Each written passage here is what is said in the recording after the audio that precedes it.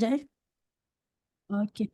Ustazah Syaurah. Mungkin ada yang dah kenal Ustazah Syaurah ni kan, yang dah follow dekat Facebook ke kan, yang bersahabat dengan Ustazah mungkin, okay. InsyaAllah kita akan sama-sama mendengar daripada Ustazah tentang strategi menghafaz dan murajaah Al-Quran. Okay. Sebelum tu saya perkenalkan dahululah Ustazah Syaurah ni. Nama penuh beliau Syaurah binti Ishaq. Ishaq. Pengalaman bekerja. Sekarang Ustazah merupakan pengasas Nashrah Consultant. Okey, Alhamdulillah. Dan Ustazah juga merupakan penulis buku. Dah ada, mungkin ada 3 ataupun ke atas dah buku Ustazah, Alhamdulillah. Buku modul tajwid, buku aku dan Quran, buku cerita budak tahfiz, dan yang terbaru, Kak Syaurah nak tanya boleh? Kan, buku tu Alhamdulillah dah 4 buah yang Ustazah, buku Ustazah. Sebenarnya lebih dah 6 ke 7 buah. Oh, Jadi, Masya Allah. Alhamdulillah.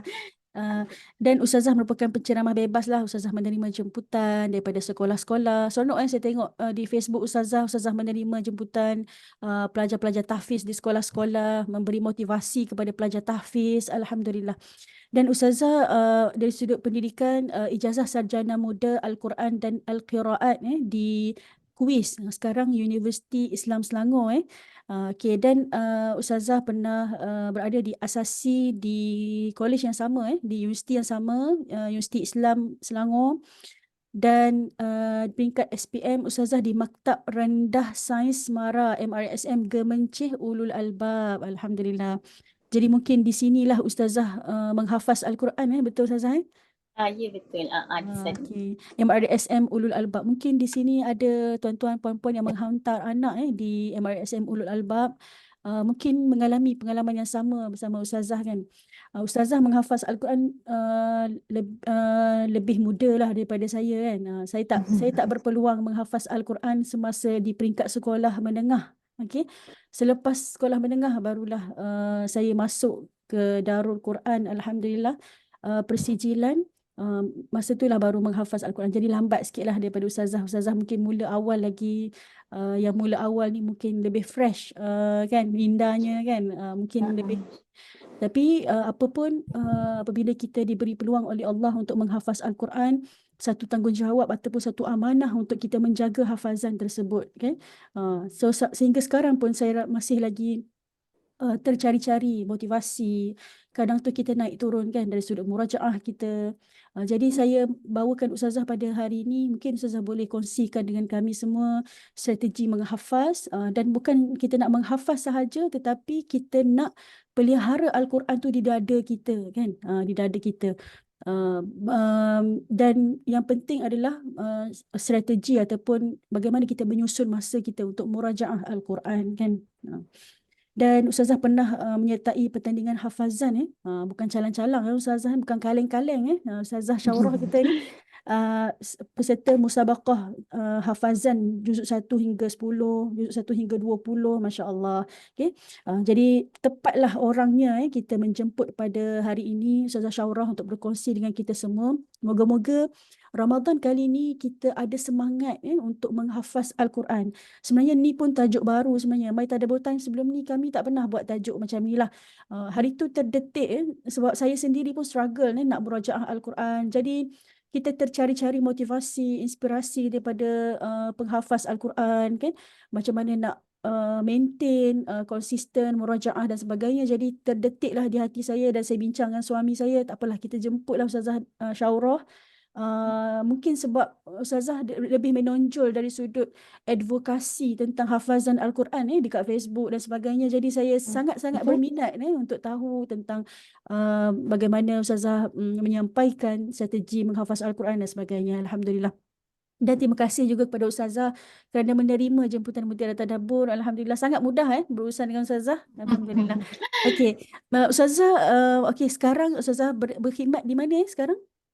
Sekarang saya memang sebagai pengasas nasyah konsultan lah, kerja sendiri lah freelance maksudnya. freelance lah Ah, Ustazah Ustazah freelance. tak ada bekerja di mana-mana syarikat Tak ada. kerajaan dan sebagainya Tak ada. Okey, Alhamdulillah.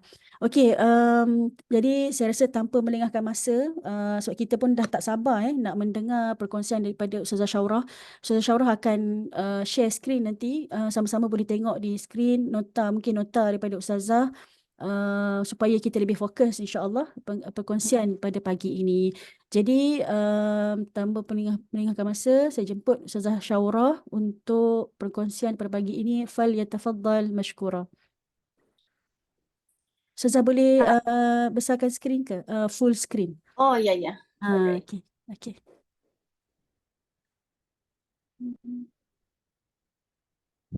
Okay. أعوذ بالله من الشيطان الرجيم. بسم الله الرحمن الرحيم.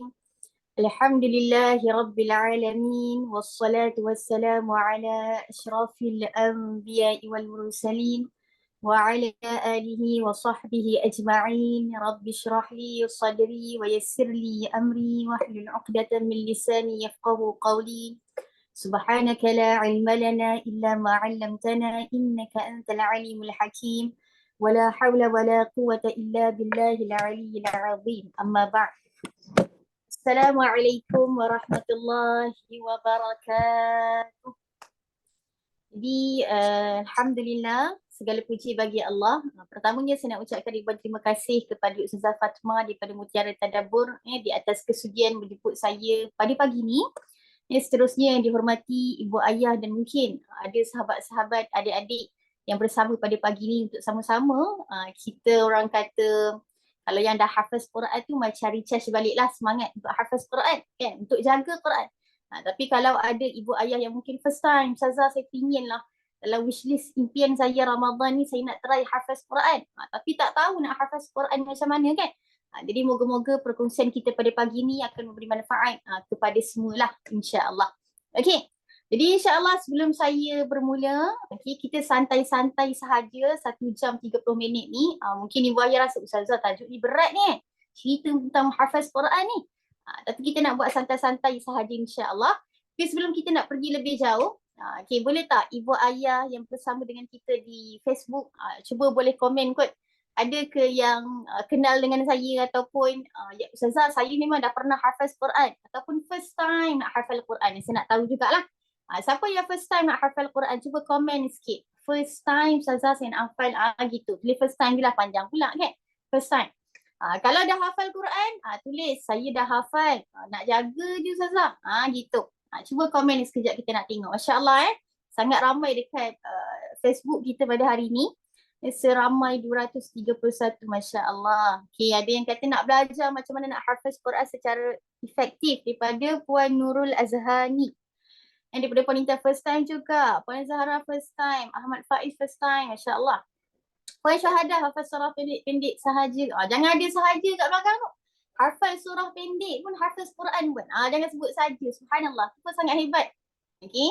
Puan Nurul Mala first time. Puan Nurul Ain first time. Masya-Allah. Ramai yang first time. Oh, Puan Azizah kenal Ustazah nak join camp. Oh, okay. Ada yang dah kenal kita. Alright. Okay. Ada yang nak tambah hafalan. Masya-Allah.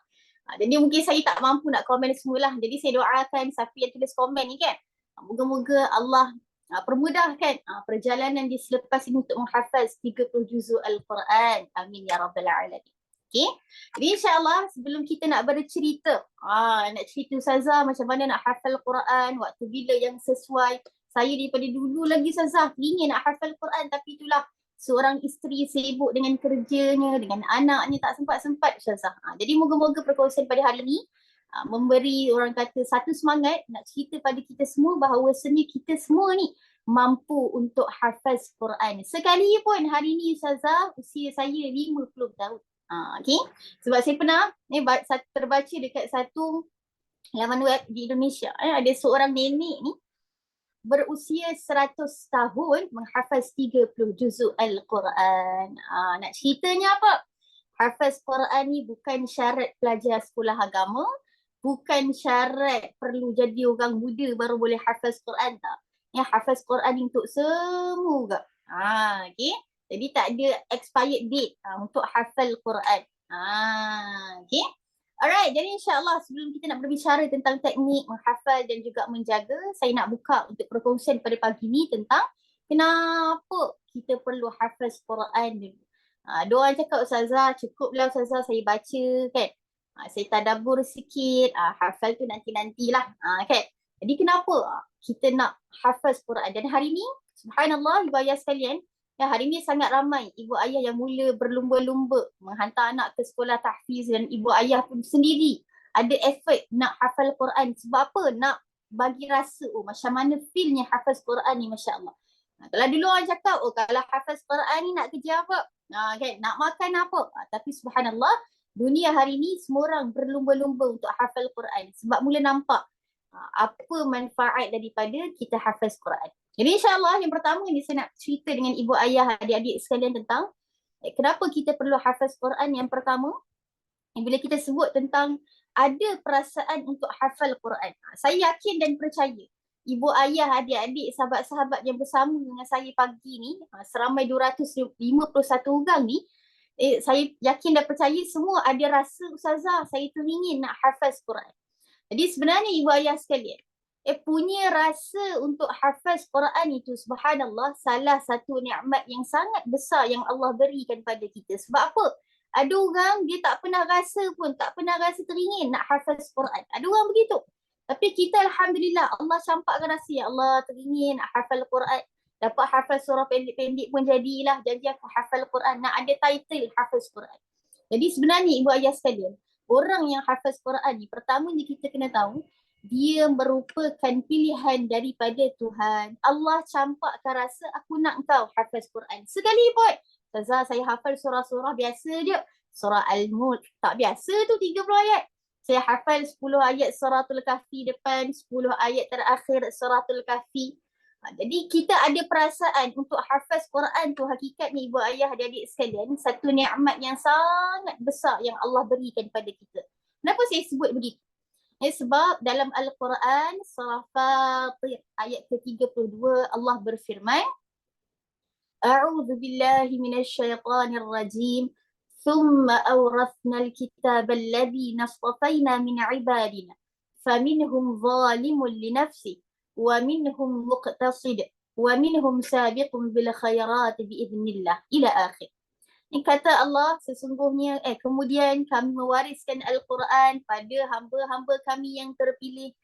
Kalau kita ada rasa hafaz Quran tu maksudnya apa? Allah pilih kita. Kena rasa special, Masya Allah, Allah pilih aku ni. Dalam berbilion manusia ni, ibu ayah adik-adik sekalian, tak semua orang ada rasa untuk hafaz Quran. Jadi bila mana kita ada perasaan begitu, Allah cerita, aku yang pilih. Dia tak ada istilah tiba-tiba, tak ada istilah kebetulan, tak. Allah yang pilih untuk kita ada rasa, aku nak jadi seorang penghafiz Quran. Sebab tu dalam sebuah hadis yang lain, Nabi SAW bersabda, Inna lillahi ahlina minan nas. Sesungguhnya di kalangan manusia ni adanya ahli Allah. Maka para sahabat bertanya, Ya Rasulullah, siapakah ahli Allah? Maka jawab Nabi SAW, Ahlul Quran hum ahlullah wa khassatuhu. Ahli Quran ni siapa? Siapakah ahli Allah ni? Ahli Allah ni ialah ahli Al-Quran. Ahli Allah tu macam mana pula, Ustazah? First time saya dengar kan, tak pernah dengar lagi ahli Allah. Saya bagi contoh yang mudah lah. Ibu-ibu cuba komen sikit. Kita yang perempuan ni kan, suka pergi kedai mana biasanya kalau shopping? Cuba komen sikit.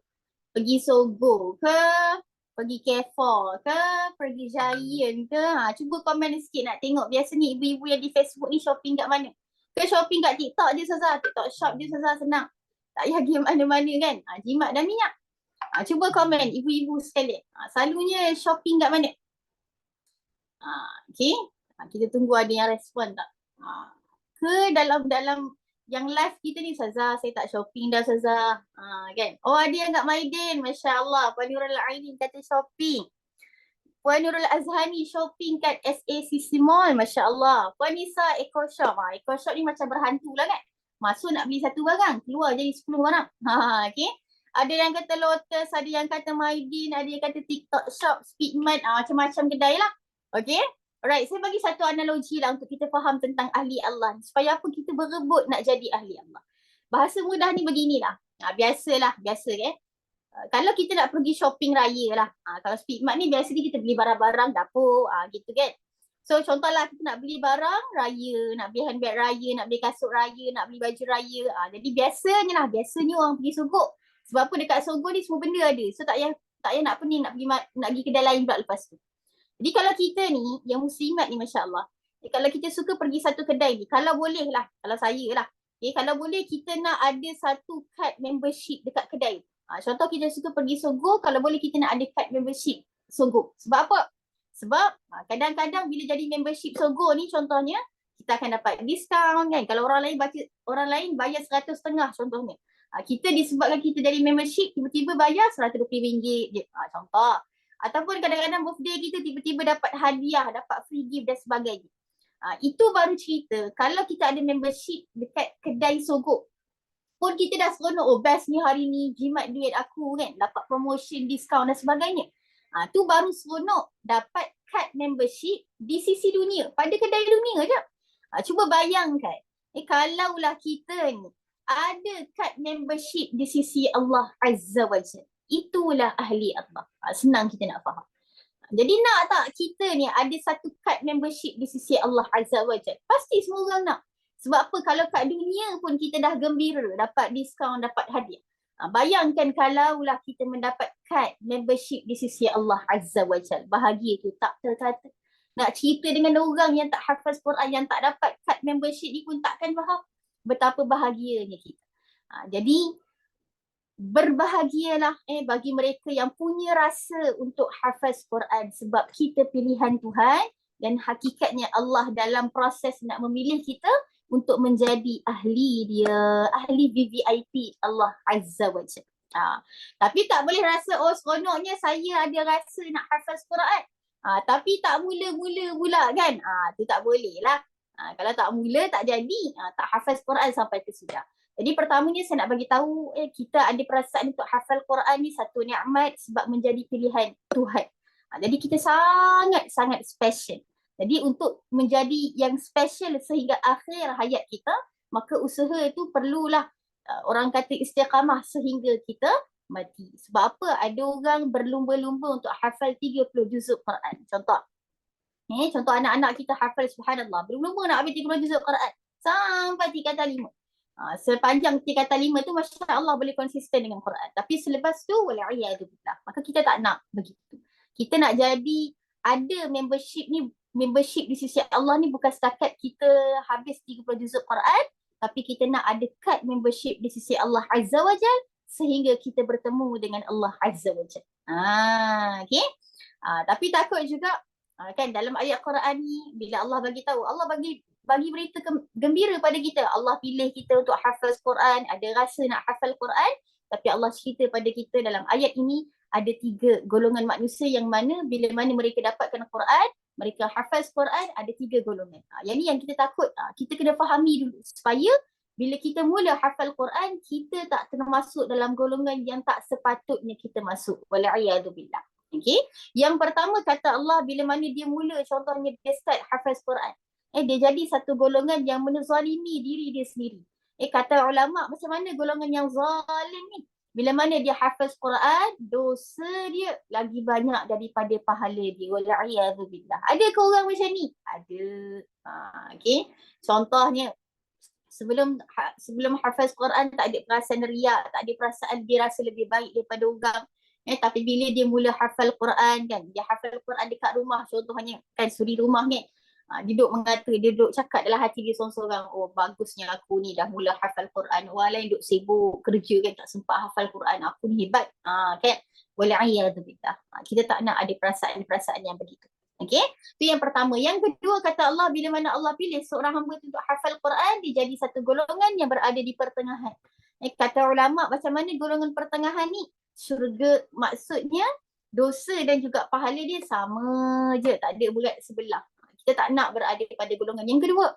Dan yang terakhir kata Allah, bila mana dia hafaz Quran, dia jadi orang yang sentiasa mendahului dalam berbuat kebaikan. Maksudnya apa? Masya Allah. kata ulama, orang macam ni kita nak cari dosa dia pun susah. Sebab apa? Dia menjadi satu golongan yang sangat berhati-hati dalam setiap perlakuan dia. Dan itulah yang kita nak. Okay? Saya pernah ibu ayah sekalian, kebetulan ramai ibu ayah kan, saya cerita sikit.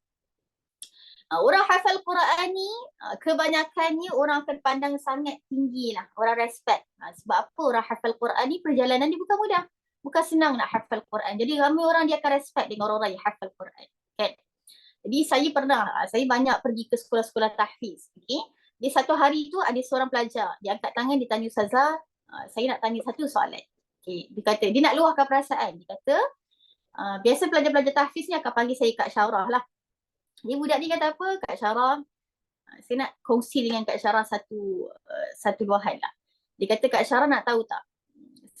Bila saya balik rumah, kalau saya buat silap, okay, mak ayah saya akan cakap macam ni. Kakak, kamu tu dah lah hafiz Quran. Kenapa solat lambat? Contoh, mak dia akan selalu mention, kakak, kamu ni dah lah hafal Quran. Kenapa itu dan ini? Contoh dia terbangun lambat solat subuh. Mak dia kata apa? Kakak, kamu ni kan hafal Quran. Kenapa solat subuh? Umi nak kena kejut. Macam itulah lebih kurang. Jadi dia kata, Kak Syarah, saya tak puas hati bila mak saya selalu kaitkan saya bila saya hafal Quran, saya buat silap sekian. Budak ni kata apa? Kak Syarah, saya hafal Quran. Saya manusia biasa, sekalipun saya hafal Quran. Kenapa orang kat luar pandang saya ni macam malaikat? Dia marah, mak dia macam tu. Kenapa? Kalau buat salah je orang hafal Quran ni jadi satu benda yang lebih berganda. Maksudnya kan, macam orang kata apa, sensasi lah kalau orang hafal Quran buat salah ni. Dia kata, kita bukan malaikat. Kenapa bila kita buat silap mak kita nak kena mention macam tu? Kenapa? Dia salahkan mak dia lah. Jadi dia kata, Kak Syarah, apa yang saya kena buat pada mak saya? Supaya dia tahu orang hafal Quran ni manusia biasa, ada masa dia buat silap. Macam tu lah. Saya pun subhanallah. Hebat juga soalan budak ni kan. Dia dipendekkan cerita, saya kata orang menganggap orang hafal Quran ni, kadang-kadang ada orang dia menganggap orang hafal Quran ni macam malaikat. Baik je kan. Sebab apa? Kita tak boleh salahkan persepsi manusia pada kita. Sebab apa? Sebab orang lain akan berfikiran, orang hafal Quran ni mesti baik akhlak dia. Kan? Mesti baik akhlak dia. Sebab apa? 24 hari dia sentiasa dengan Quran. Jadi dia orang yang dekat dengan kalamullah. Orang yang dekat dengan kalamullah. Orang yang faham apa yang Allah nak dia buat. Orang yang faham apa yang Allah minta dia tinggalkan. Jadi memang begitulah pandangan manusia pada orang yang hafaz Quran. Jadi yang silap ni bukan pada mak ayah awak. Yang silap ni pada diri kita.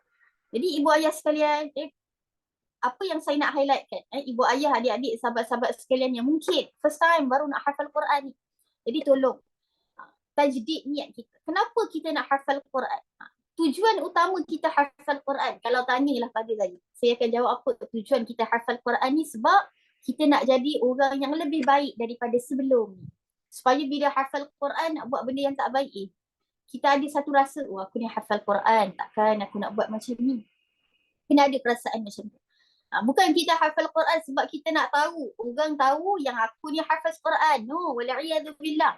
Kena ingat, Quran ni akan sentiasa dipelihara oleh Allah Azza wa Jalla tanpa orang yang hafaz Quran. Kat dunia ni kalau tak ada orang hafal Quran pun Allah jamin Quran akan terjatuh. Tapi kenapa Allah memilih dalam banyak-banyak manusia ni untuk hafaz Quran? Supaya dirinya menjadi lebih baik daripada sebelumnya dengan asbab Al-Quran. Itu yang kita nak. Okay? Dan itulah yang patut menjadi tujuan utama kenapa kita nak hafaz Quran. Pertama tadi saya sebut, sebab kita nak menjadi satu hamba yang ada kad membership di sisi Allah Azza wa Jalla. Satu. Nak berebut jadi ahli Allah. Yang kedua, kenapa? Sebab kita nak perbaiki diri kita dengan Allah Azza wa Jalla. Supaya apa? Bila kita fahami, sebab Quran ni manual kehidupan kita. Jadi kalau kita jadi orang yang hafal Quran, orang yang selalu berdamping dengan Al-Quran, insya-Allah kehidupan kita subhanallah akan lebih terurus. Sebab apa? Kita boleh faham, Allah nak aku hidup macam ni. Allah nak aku tinggalkan benda ni. Okay? Jadi itu yang kedua. Kenapa kita perlu hafaz Quran? Okay? Dan satu benda yang perlu kita fahami juga, Ustazah, hafaz Quran ni susah, Ustazah. Kan? Ada orang, Ustazah, cukuplah Ustazah saya baca Quran je lah, saya tak naklah hafal Quran, susah. Kan? Anak-anak pun selalu cakap hafal Quran ni susah. Saya takut Ustazah nak hafal Quran. Kena ingat macam ni lah. Okay? ibu ayah, adik-adik, sahabat-sahabat sekalian, kalau kita nak cerita tentang susah hafaz Quran, saya tak deny benda tu. Betul? Ada ketika hafal Quran ni dia senang. Ada ketika dia susah. Waktu bila Ustazah jadi senang, bila waktu jadi mudah ataupun susah. Itu bergantung pada individu tersebut. Ibu ayah kalau nak hafal Quran, jangan tanya pada orang. Contohlah kan kita ada kawan kita yang dah hafal surah Al-Mulk. Kita baru nak start ni kita tanya kawan kita. Kak Mira, contohlah. Kita bagi Kak Mira, Kak Mira dah hafal surah Al-Mulk kan? Saya baru je hafal ni, baru nak hafal ni. Surah Al-Mulk susah tak? Kawan kita pun cakap susah lah surah Al-Mulk tu. Lagi-lagi ayat-ayat yang terakhir tu panjang-panjang lah. Susah. Jadi bila kita tanya orang macam tu, apa yang kita set pada pemikiran kita? Oh, hafal Quran, surah Al-Mulk masuk ayat hujung-hujung jadi payah. Jadi bila kita hafal Quran, kita dah ada satu mindset yang tak betul. So kita dah rasa, oh nanti aku masuk ayat sekian-sekian ni dah susah dah ni. Sebab kawan aku kata susah. Sebab tu saya selalu bagi tahu pada pelajar tahfiz, jangan suka tanya pada orang surah apa yang hafal untuk disusah. Hafal susah. Sebab ada orang dia kata surah Ar-Rahman ni senang hafal. Tapi ada orang dia kata surah Ar-Rahman ni susah sebab banyak ayatnya berulang. Jadi tolong, jangan suka tanya pada orang surah apa, muka surat berapa yang susah. Sebab setiap orang itu berbeza. Ni kena betul, kena cakap awal-awal. Kalau pelajar-pelajar tahfiz dia suka macam tu, dia tanya kawan-kawan dia. Kau dah hafal kan juzuk 12 kan? Susah kan senang? Okay. So kita kena betul-betul guys supaya sebelum kita mula proses kita hafal Quran, betul cara dia. Okay. Right. Jadi, bila sebut tentang tak nak hafal Quran sebab susah, rugi kita ada perasaan begitu. Pertama, bila Allah mendatangkan rasa pada kita, aku nak hafal Quran, insya-Allah Allah yakin kita boleh. Kita boleh. Sebab apa dalam ayat Quran yang lain Allah berfirman, a'udzubillahi minasyaitonirrajim, la yukallifullahu nafsan illa usaha. Allah takkan beri pada kita sesuatu yang kita tak mampu. Jadi bila Allah hadirkan rasa tu, Allah hadirkan juga dengan satu rasa yang kita mampu untuk hafal apa yang kita nak hafal. Okay. Cuma ibu ayah sekalian, janganlah ada datang perasaan yang aku tak nak hafal Quran ni susah, rugi. Kalau nak cerita tentang susah ibu ayah sekalian, saya nak tanya ibu ayah sekalian, ada tak dalam kehidupan kita ni, pada setiap pilihan kehidupan kita, ada tak yang tak susah? Tak ada. Kalau kita kata, aku tak nak hafal Quran, aku nak buat benda lain. Contoh dalam pekerjaan kita, ada hari subhanallah kerja kita sangat-sangat senang. Tapi ada hari kerja kita sangat-sangat susah. Tu pilihan kerja. Ada hari senang, ada hari susah. Kalau kita kata, aku tak naklah kerja contoh kan, anak-anak kita nak belajar je, boleh. Tapi belajar ni pun ada hari senang, ada hari susah. Contoh tentang perkahwinan. Dia orang kata aku nak bahagia je dengan kahwin. Tak nak ada gaduh dengan suami dan sebagainya kan. Tapi dalam perkahwinan pun ada hari kita sangat bahagia. Jadi orang yang paling bahagia dalam dunia.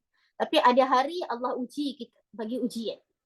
Jadi nak cerita ni apa ibu ayah sekalian, sahabat-sahabat, pada setiap pilihan dalam kehidupan kita, adanya ujian. Tapi ibu ayah ingat, ujian kita dengan Quran, susahnya kita hafaz Quran, ia merupakan satu kesusahan yang berbaloi untuk diperjuangkan. Okay, kena tahu. Dalam hidup ada susah payah yang tak berbaloi untuk kita perjuangkan. Sebab apa? Tak membantu kehidupan akhirat kita. Tapi contoh apa Ustazah? Contoh orang pergi mencuri. Ingat senang ke nak jadi pencuri? Nak kena pergi nak buka rumah orang. Bukan senang. Kalau tak tertangkap tak apa. Kalau tertangkap kena pukul dengan orang. Tu satu susah payah yang tak berbaloi untuk diperjuangkan. Akhirat lagi lah. Tak payah cerita lah. Tapi dengan Al-Quran, ibu ayah sekalian, Allah janji dalam surah Fatir ayat yang ke-29. Allah berfirman, a'udzubillahi minasyaitonirrajim, innal ladzina yatluna kitaballah wa aqamus salah wa anfaqu mimma razaqnahum sirran wa alaniyatan yarjuna tijaratan lan tabur. Sesungguhnya orang yang selalu baca kitab Allah. Siapa orang yang selalu baca kitab Allah ni?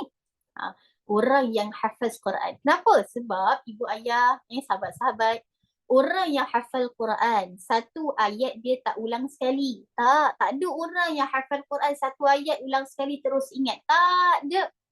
Okay, biasanya lah orang hafal Quran minimum dia akan ulang 10 kali. Jadi saya cerita macam mana teknik nak menghafaz Quran.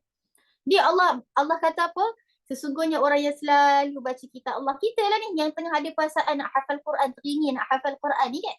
Selalu membaca kitab Allah, mendirikan solat, menginfakkan apa yang kami berikan kepada mereka secara sembunyi ataupun terang-terangan, ketahuilah mereka ini sedang mengharapkan satu perniagaan yang tidak akan sia-sia. Mungkin ada ibu-ibu yang bersama kita pada pagi ni yang dah start pun hafal Quran. Ustazah, saya pernah hafal Quran Ustazah. Kadang-kadang Ustazah bekerja-kerja sebab apa, nak jaga anak lagi, nak uruskan rumah lagi Ustazah. Kadang-kadang satu hari Ustazah sempat satu ayat je hafal Ustazah. Tak apa ibu ayah sekalian. Satu hari dapat satu ayat pun dah subhanallah. Sebab ada orang satu hari nak hafal satu ayat pun tak boleh sampai ke saat ini. Jadi kita dapat satu hari satu ayat pun dah subhanallah, masya-Allah, tabarakallah. Okay, so ingat struggle kita dengan Al-Quran. Ustazah, saya ni struggle dengan Quran kan sebab dah kerja, dah ada anak, saya terpaksa, saya stay up. Saya bangun pukul 3 pagi Ustazah. Semata-mata nak hafal satu ayat Quran Ustazah. Saya struggle seorang-seorang ni Ustazah. Suami pula tak support contohnya kan. Suami pun tak ada rasa nak hafal Quran. Saya seorang je Ustazah. Tapi ta'ala kulli hal, ibu ayah sekalian ingat. Okay, hafal Quran, dirikan solat, infakkan apa yang kami berikan kepada mereka secara sembunyi ataupun terang-terangan. Kadang-kadang kita kan, contoh ibu, hafal Quran, tak ada orang tahu kita hafal Quran sendiri contohnya. Tak ada orang tahu, struggle kita seorang-seorang. Allah kata apa, sama ada secara sembunyi ataupun terang-terangan, hakikatnya dia mengharapkan satu perniagaan yang tidak akan rugi. Ibu ayah, sahabat-sahabat sekalian, dalam dunia ni tak ada bisnes yang tak pernah rugi. Mesti ada rugi walaupun sedikit. Mesti ada lah. Kan mesti ada. Mungkin Khairul Amin tak ada lah kot. Kan? Tapi nak ceritanya memang hakikat dunia. Kalau buka bisnes insya-Allah akan rugi lah. Banyak sikit je. Itu sahaja. Tapi 3 amalan ni Allah janji kalau kita buat. Allah janji. Allah punya janji ni dia bukan main. Tak. Allah takkan pernah memungkiri janji. Maka Allah kata apa? Orang yang buat 3 benda ni hakikatnya dia mengharapkan satu perniagaan yang tidak akan rugi. Maka jangan kecewa kalau rasa struggle seorang-seorang. It's okay. Allah Maha melihat dan Allah mencatat setiap amalan kita. Malaikat catat. Ada hitungan. Nanti ke akhirat kita tengok, ya Allah, subhanallah, banyaknya pahala ni datang dari mana? Okay, datang daripada mana? Kan? Kita pun tak ingat datang daripada mana. Rupa-rupanya datang daripada satu hari kita hafal satu ayat yang mana satu ayat tu kita ulang 30 kali. Kita rasa macam sikit, Ustazah, satu hari satu ayat je Ustazah. 30 hari baru 30 ayat Ustazah. Kita rasa sikit. Tapi bila jumpa dengan Allah tengok, daripada mana pahala ni kan? Rupa-rupanya asbab banyaknya pengulangan kita waktu kita nak hafal Quran. Masya Allah, tabarakallah. Okay? Alright, pada Puan Nurul Ainain, surah Fatir ayat 29. Ya. Surah Ain. Betul-betul macam tu. Okay? Alright. Okay, so kena ada semangat membara sekarang ni. Aku nak hafal Quran ni. Nak ada bisnes yang tak akan rugi ni. Kan, nanti kalau orang tanya, buat bisnes ke? Ya, saya buat bisnes juga. Kan? Tapi bisnes akhirat lah. Nak tengok. Untung dia nak nanti tunggu ke akhirat. Kan, ada bisnes. So orang-orang hafal Quran ni hakikatnya walaupun hari ni dia jadi guru, contohnya kan, dia ada bisnes, tapi bisnes akhirat, masya-Allah. Lain level dia kan. Okay. Alright, seterusnya bila kita nak cerita tentang hafal Quran ni, ada perkara yang perlu kita fahami juga. Sebelum start hafal Quran ni, buaya sekalian, kena faham hafal Quran ni dia konsep rezeki tau. Maksudnya apa? Kalau kita tengok hari ni lah, dekat dunia kita sekarang, kalau bila sebut tentang rezeki ni, ada orang kita tengok subhanallah kaya raya. Kan kalau Ramadan tu sedekah berpuluh-puluh ribu lah orang kaya, masya-Allah, tabarakallah. Tapi ada orang di antara kita ni yang Allah kurniakan rezeki ni sederhana sahaja, cukup-cukup makan, cukup keperluan kan. Dan ada orang yang Allah bagi ujian pada dia yang mana hidup dia susah. Contohnya kan. So sama juga dengan hafaz Quran. Ibu ayah kena faham begini. Hafal Quran ni memang Allahumma salli ala sayyidina Muhammad, dia ada keadaan kita rasa senangnya hafal Quran ni, ada keadaan kita rasa susahnya hafal Quran. Itu fitrah. Okay, sepanjang saya pusing-pusing sekolah tahfiz ni kan, alhamdulillah sudah pusing lebih daripada 200 buah sekolah tahfiz. Okay, jadi saya tak pernah lagi jumpa pelajar yang kata, Kak Syarah, hafal Quran ni sampai 30 juzuk, semua senang. Tak pernah lagi. Kawan-kawan saya yang masuk pertandingan pun saya tanya dengan dia orang, dia kata tak, ada hari rasa nak give up, ada rasa nak berhenti. Jadi ibu ayah kalau dah bermula perjalanan untuk hafal Quran, memang akan datang kadang-kadang perasaan rasa susah, rasa nak give up. Jadi waktu itulah perlunya kita kena recharge balik semangat kita. Nak recharge macam mana? Sekejap lagi saya cerita. Okay? So kena faham hafal Quran ni begitu. So kalau ibu ayah ada anak-anak, kadang-kadang kita suka bandingkan anak-anak. Kita kata apa? Angah, tengok kakak. Kakak hafal Quran senang je. Kenapa kamu susah? No, jangan cakap macam tu. Sebab setiap daripada anak kita yang hafal Quran pun ada rezeki yang berbeza.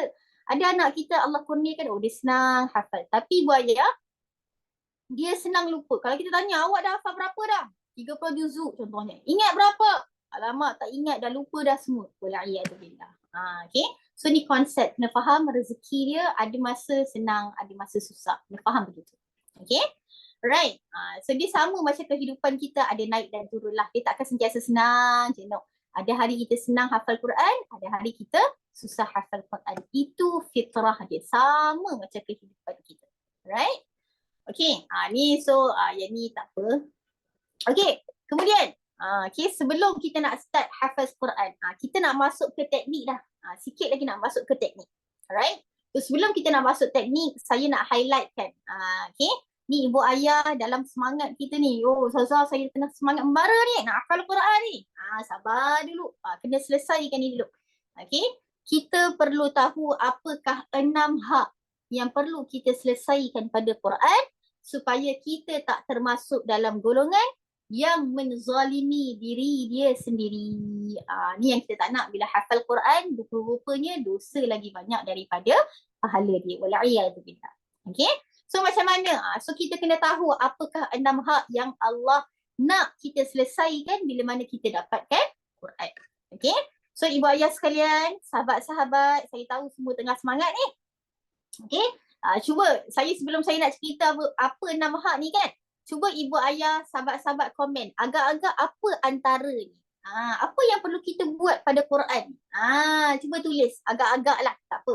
Salah tak apa. Saya tak makan orang. Kita puasa. Jangan risau. At least kita mencuba. Agak-agak apa antara 6 hak yang perlu kita selesaikan pada Quran? Cuba tulis sikit. Nak tengok. Agak-agak apa? Cuba tulis. Nak tengok respon. Masya Allah kita dah 304. Masya Allah. Ibu ayah jangan lupa tekan butang share. Moga-moga ramai lagi dapat manfaat. Okey, Pak Rozliana kata baca Quran setiap hari. Puan Aisyah kata baca, faham, amal, sebarkan. Puan Aina kata membaca. Puan Saadiah kata wuduk. Puan Aina kata menyampaikan. Puan Suryani kata tadabbur. Kan? Puan Hani kata tilawah, tadabbur, tazakur, tafahum. Masya Allah. Puan Mami kata tajwid mesti terjaga. Masya Allah. Saya tak mampu nak baca semua. Masya Allah. Saya doakan siapa yang komen ni, ya Allah, murahkan rezeki mereka, ya Allah. Kurniakan mereka rezeki daripada jalan yang tak pernah disangka, ya Allah. Amin ya Rabbal Alamin. Saya memang suka doa kalau orang yang respon-respon ni. Tapi doa tu untuk orang yang respon je lah. Okay. Alright. Masya Allah. Okay. Ada yang betul ni. Ada yang betul. Tak ada yang salah pun sebenarnya. Semua betul saya tengok. Okay. Tapi saya nak highlightkan 6 ni. Alright. Jom kita pergi satu persatu insyaAllah. Okay. So ni ibu ayah, sahabat-sahabat boleh catat. Nanti saya akan explain satu persatu daripada 6 pembahagian. Okay. Alright. Yang pertama. Bismillah. Okay. Yang pertama. Membaca dengan bertajwid. Ibu ayah saya tahu semua tengah semangat. Saya nak hafaz Quran. Semangat ni. Okay. Sebelum nak hafaz Quran, wajib. Bukan sunat bukan harus, bukan makruh. Wajib ada bacaan yang baik. Apa maksud bacaan yang baik, Ustazah? Maksudnya baca Quran dengan bertajwid. Ustazah, saya tak pandai taranum. Tak apa, tu bukan syarat dia. Syarat dia kena baca dengan bertajwid. Maksudnya apa? Yang panjang dipanjangkan, yang pendek dipendekkan, yang jelas dijelaskan, yang didengung, yang perlu dengung, dia dengungkan. Itu baca dengan bertajwid. Itu maksud dia. Kata guru saya, Ustazah Nurul Huda. Ustazah Huda kata apa? Dia kata, Di antara keaiban besar bagi penghafaz Quran ialah bila mana dia hafaz Quran, dia baca dengan penuh kesalahan tajwid. Tu aib orang hafal Quran. Aib. Aib ni apa? Aib ni satu benda yang malukan lah. So tolong ibu ayah kalau semangat sekarang ni nak hafal Quran ni, tapi check dulu bacaan elok tak elok. Kalau bacaan masih tunggang langgang tajwidnya, tolong cari guru, pergi talaqi. Kita ada kelas mengaji. Saya ada buka Nasrah Consultant nama dia. Kita ada kelas mengaji. Okay. So baca dengan bertajwid. Tolong sangat. Saya merayu. Hari ni ibu ayah sekalian, kebanyakan saya pergi ke sekolah-sekolah tahfiz. Bila kita siasat, kenapa ramai pelajar lambat hafal Quran? Antara sebabnya ialah kerana mereka ada masalah dalam bab tajwid. Sebab apa? Bila ada masalah tajwid, hafal Quran, Ustaz tegur, dia mula tak ingat dah. Ustaz tegur tak ingat dah dia ayat lepas tu. So jadi lambat proses dia. Jadi ibu ayah nak senang hafal Quran, pertama mesti baca dengan bertajwid. Okay? Yang kedua baru kita boleh start hafal. Sekejap lagi saya akan go deeper lah untuk menghafal. Yang ketiga, mesti merajaah. Merajaah ni apa Ustazah? Okay. Alright, ada orang tanya, boleh tak buat dua-dua, baiki bacaan Quran dan menghafal? Kalau bacaan Quran kita boleh, tapi dengan syarat sebelum nak hafal, baca dulu dengan guru supaya kita tahu apa yang saya hafal ni adalah benda yang betul. Boleh tak jadi masalah? Okay. Right. So bila dah hafal, mesti kena mengulang. Mengulang ni apa? Kena ulang. Kalau tak ingat, kalau tak ulang, lupa. Okay. Tak boleh. Dah hafal mesti kena ingat. Kena ada usaha untuk ingat. Ramai orang hafal Quran, dia tak nak buat yang mengingat ni. Dia tak nak buat mengulang. Sebab apa dia kata, Ustazah, susahlah nak merajaah Quran. Susahlah nak mengulang Quran. Ramai orang cakap macam tu. Okay. Tak apa, nanti jadi saya explain. Alright. Mengulang. Yang keempat, mesti ada proses untuk kita fahami Quran. Sebab Quran ni bukan diturunkan semata-mata untuk kita hafal, tapi tujuan yang utama adalah untuk menjadi manual dalam kehidupan seharian kita. Kita tahu yang ni aku boleh buat, yang ni aku tak boleh buat. Itu tujuan utama Quran diturunkan. Untuk kita fahami, dan yang kelima kita amalkan. Supaya bila kita berjalan tu orang nampaklah Quran bergerak. Okay. Dan yang terakhir, amalkan ni pun takut ibu ayah sekalian. Ada yang dah hafal pun 30 juzuk Quran, Allah uji dia kan. Waktu hafal Quran, subhanallah, pakai tudung labuh, masya-Allah, tabarakallah, bila dah habis masuk universiti, kejutan budaya dan sebagainya, bukan semata-mata tudung pendek. Quran dia pun, tudung dia pun hilang. Ada. Saya jumpa orang-orang yang macam ni. So kita minta supaya Quran ni bukan semata-mata untuk kita hafal. Sebab tu dalam doa kan, ibu ayah kan, sekarang ni kita nak start hafal Quran kan. So doa, ya Allah, permudahkanlah aku hafal Quran ya Allah, jadikan aku ni ya Allah orang yang rajin untuk ulang Quran ya Allah, bukakan hati aku untuk fahami Quran ya Allah, kurniakan pada aku ni ya Allah kekuatan untuk aku beramal dengan apa yang aku hafal ya Allah. Doa jangan berhenti, ya Allah aku nak hafal Quran, berhenti. No, jangan berhenti dekat situ. Okay. Alright, ada orang kata kena ikut turutan ke? Tak ikut turutan. Yang pertama, baca dengan tajwid tu wajib. Tu kena nombor 1. Yang lain dia boleh bergerak serentak, boleh juga, ataupun dia bergerak kemudian pun tak jadi masalah. Okay.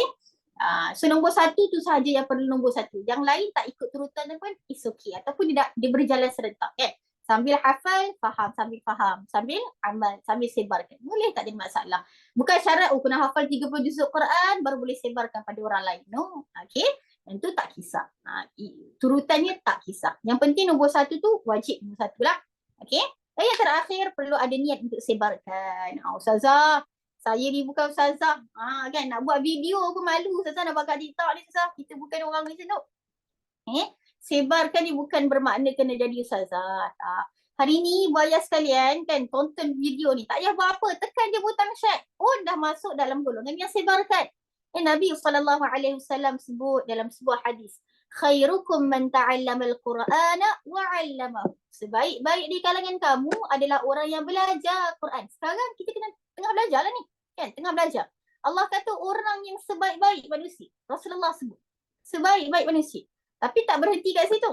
Sebaik-baik kamu adalah orang yang belajar Quran dan mengajarkan. So kita nak ada dua-dua title. Nak rebut jadi orang yang sebaik-baik manusia. So kalau ibu-ibu sekalian kan, Saya ni bukan siapa-siapa nak mengajar orang kan, contohnya. Share lah apa-apa yang berkaitan dengan Quran. Contoh Mutiara Tadabbur, saya perasan selalu buat video sinopsis juzuk. Posting mereka kan, sinopsis juzuk. Tekan share, orang lain baca dapat saham pada kita. Contohnya macam tu kan. Ataupun kita mengajar anak-anak kita kan, kenalkan anak huruf alif sampai ya, pun dah dapat pahala lah. Bayangkan kita kenalkan anak-anak kita huruf alif sampai ya sahaja kan. Bayangkan disebabkan anak kita kenal alif sampai ya dengan kita, dia baca Quran, dia solat, semua tu pahala untuk kita. Subhanallah. So kena rebut. Okay. So ini 6 hak yang perlu kita selesaikan pada Quran, dan untuk hari ni saya akan cuba detailkan untuk menghafal dan juga mengulang Al-Quran. Okay, 10.48 dah kita Masya Allah. Cepat masa kita bergerak. Okay, sekejap saya share screen satu lagi slide. Alright, okay, so sekarang ni kita akan pergi pada kaedah menghafaz Quran. Okay, lapar pula kita tiba-tiba Maklumlah puasa Sekejap okay. Alright. Okay. Kaedah menghafaz Quran. Okay. So kita dah nampak dah flow dia macam mana, kenapa kena hafal Quran, dah dapat motivasi kenapa kena hafal Quran, baru kita akan go pada kaedah menghafaz Quran. Sebenarnya ibu ayah sekalian, kalau kita pergi mana-mana program, kaedah hafal Quran ni sebenarnya lebih kurang sama. Okay. Dia akan cakap ulang ayat. Okay. Tapi nanti saya akan ceritakan detail macam mana kita nak jadi satu golongan yang hafal dan tak luput. Hari ni ramai orang hafal dan luput. Gitu kan. So kita nak jadi orang yang hafal dan tak luput. Okay. Alright, so bila kita cerita tentang kaedah hafal Quran, pertama, okay, pemilihan Quran. Ni biasa orang tanya pada saya lah, Ustazah, Quran mana yang sesuai? Okay. So sekarang ni sebenarnya dah banyak Quran yang ada di pasaran. Ada Quran orang kata Quran tajwid, ada Quran terjemahan, ada Quran hufaz. Okay, Quran hufaz ni dia macam ni. Okay, Quran hufaz. Quran hufaz ni macam mana Ustazah? Saya tunjuk sikit. Dia ada ayat Quran, dia tak ada terjemahan. Okay. Tapi dekat tepi ni dia senaraikan ayat mutasyabihat. Apa ayat mutasyabihat Ustazah? Ayat mutasyabihat ni ayat yang lebih kurang sama. Yang biasanya kalau orang hafal Quran dia confuse. Okay. Kalau tanya pada saya akan cakap guna Quran yang ada terjemahan. Okay. Boleh tak nak pakai Quran hufaz ni yang ada mutasyabihat ni? Boleh. Tapi dia sebagai Quran tambahan. Bukan Quran yang kita pakai betul-betul untuk kita hafal Quran. Ustazah, kenapa nak pakai Quran terjemahan? Sebab supaya dalam proses kita hafal Quran, mata kita mintai-mintai lah tengok terjemahan supaya apa kita faham apa yang kita hafal. Okay. Alright, Ustazah, saiz apa yang sesuai? Okay. Kalau orang yang muda kan, matanya sihat lagi kan, boleh pakai Quran yang saiz A5. Maksudnya separuh daripada A4. Tapi kalau ibu-ibu dah usia 48 kan, 50 mata pun tak nampak kalau pakai Quran saiz kecil kan, tak jadi masalah untuk pakai Quran yang besar. But make sure ada terjemahan lah. Supaya sambil kita hafal, tengoklah terjemahan. Okay. So pemilihan Quran ni pun sangat-sangat penting. Dan satu lagi, bila nak hafal Quran, jangan jadi orang yang suka tukar-tukar Quran. So bila kita nak pakai satu Quran ni, niat. Ya Allah, aku nak pakai Quran ni sampailah aku selesai 30 juzuk Quran. Ibu ayah jangan ada niat. Ustazah macam mustahil je nak hafal 30. No, jangan macam tu. Sekarang ni niat je. Ya Allah, aku nak hafal 30 juzuk Quran. Tak apalah kita hafal setakat yang kita mampu. Tapi niat dulu, ya Allah aku nak hafal 30 juzuk Quran. Supaya mati kita tu nanti ada title, dia ni pernah ada niat untuk hafal 30 juzuk Quran. Niat. Bila nak habis tu tak apa, tu lain cerita. Okay. Right, so yang pertama pemilihan Quran. Yang kedua, ni saya sebut tadi lah. Semangat tara mana pun nak hafal Quran, mesti ada bacaan yang baik. Okay.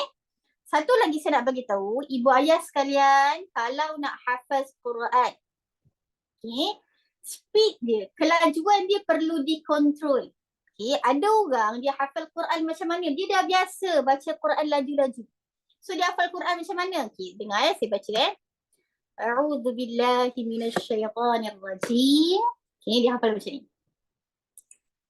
Innal ladzina kafaru sawa'un 'alaihim anzartahum am lam tunzirhum la yu'minun. Masya-Allah. Punyalah laju. Okey. Punyalah laju dia hafaz Quran. Ada orang yang begitu. Okey. Dia hafal Quran terlalu laju. Okey. So bila nak hafal Quran, tolong kontrol kelajuan kita. Okey? Sebab apa? Bila kita hafal Quran terlalu laju, dia akan jadi sebab kita senang luput.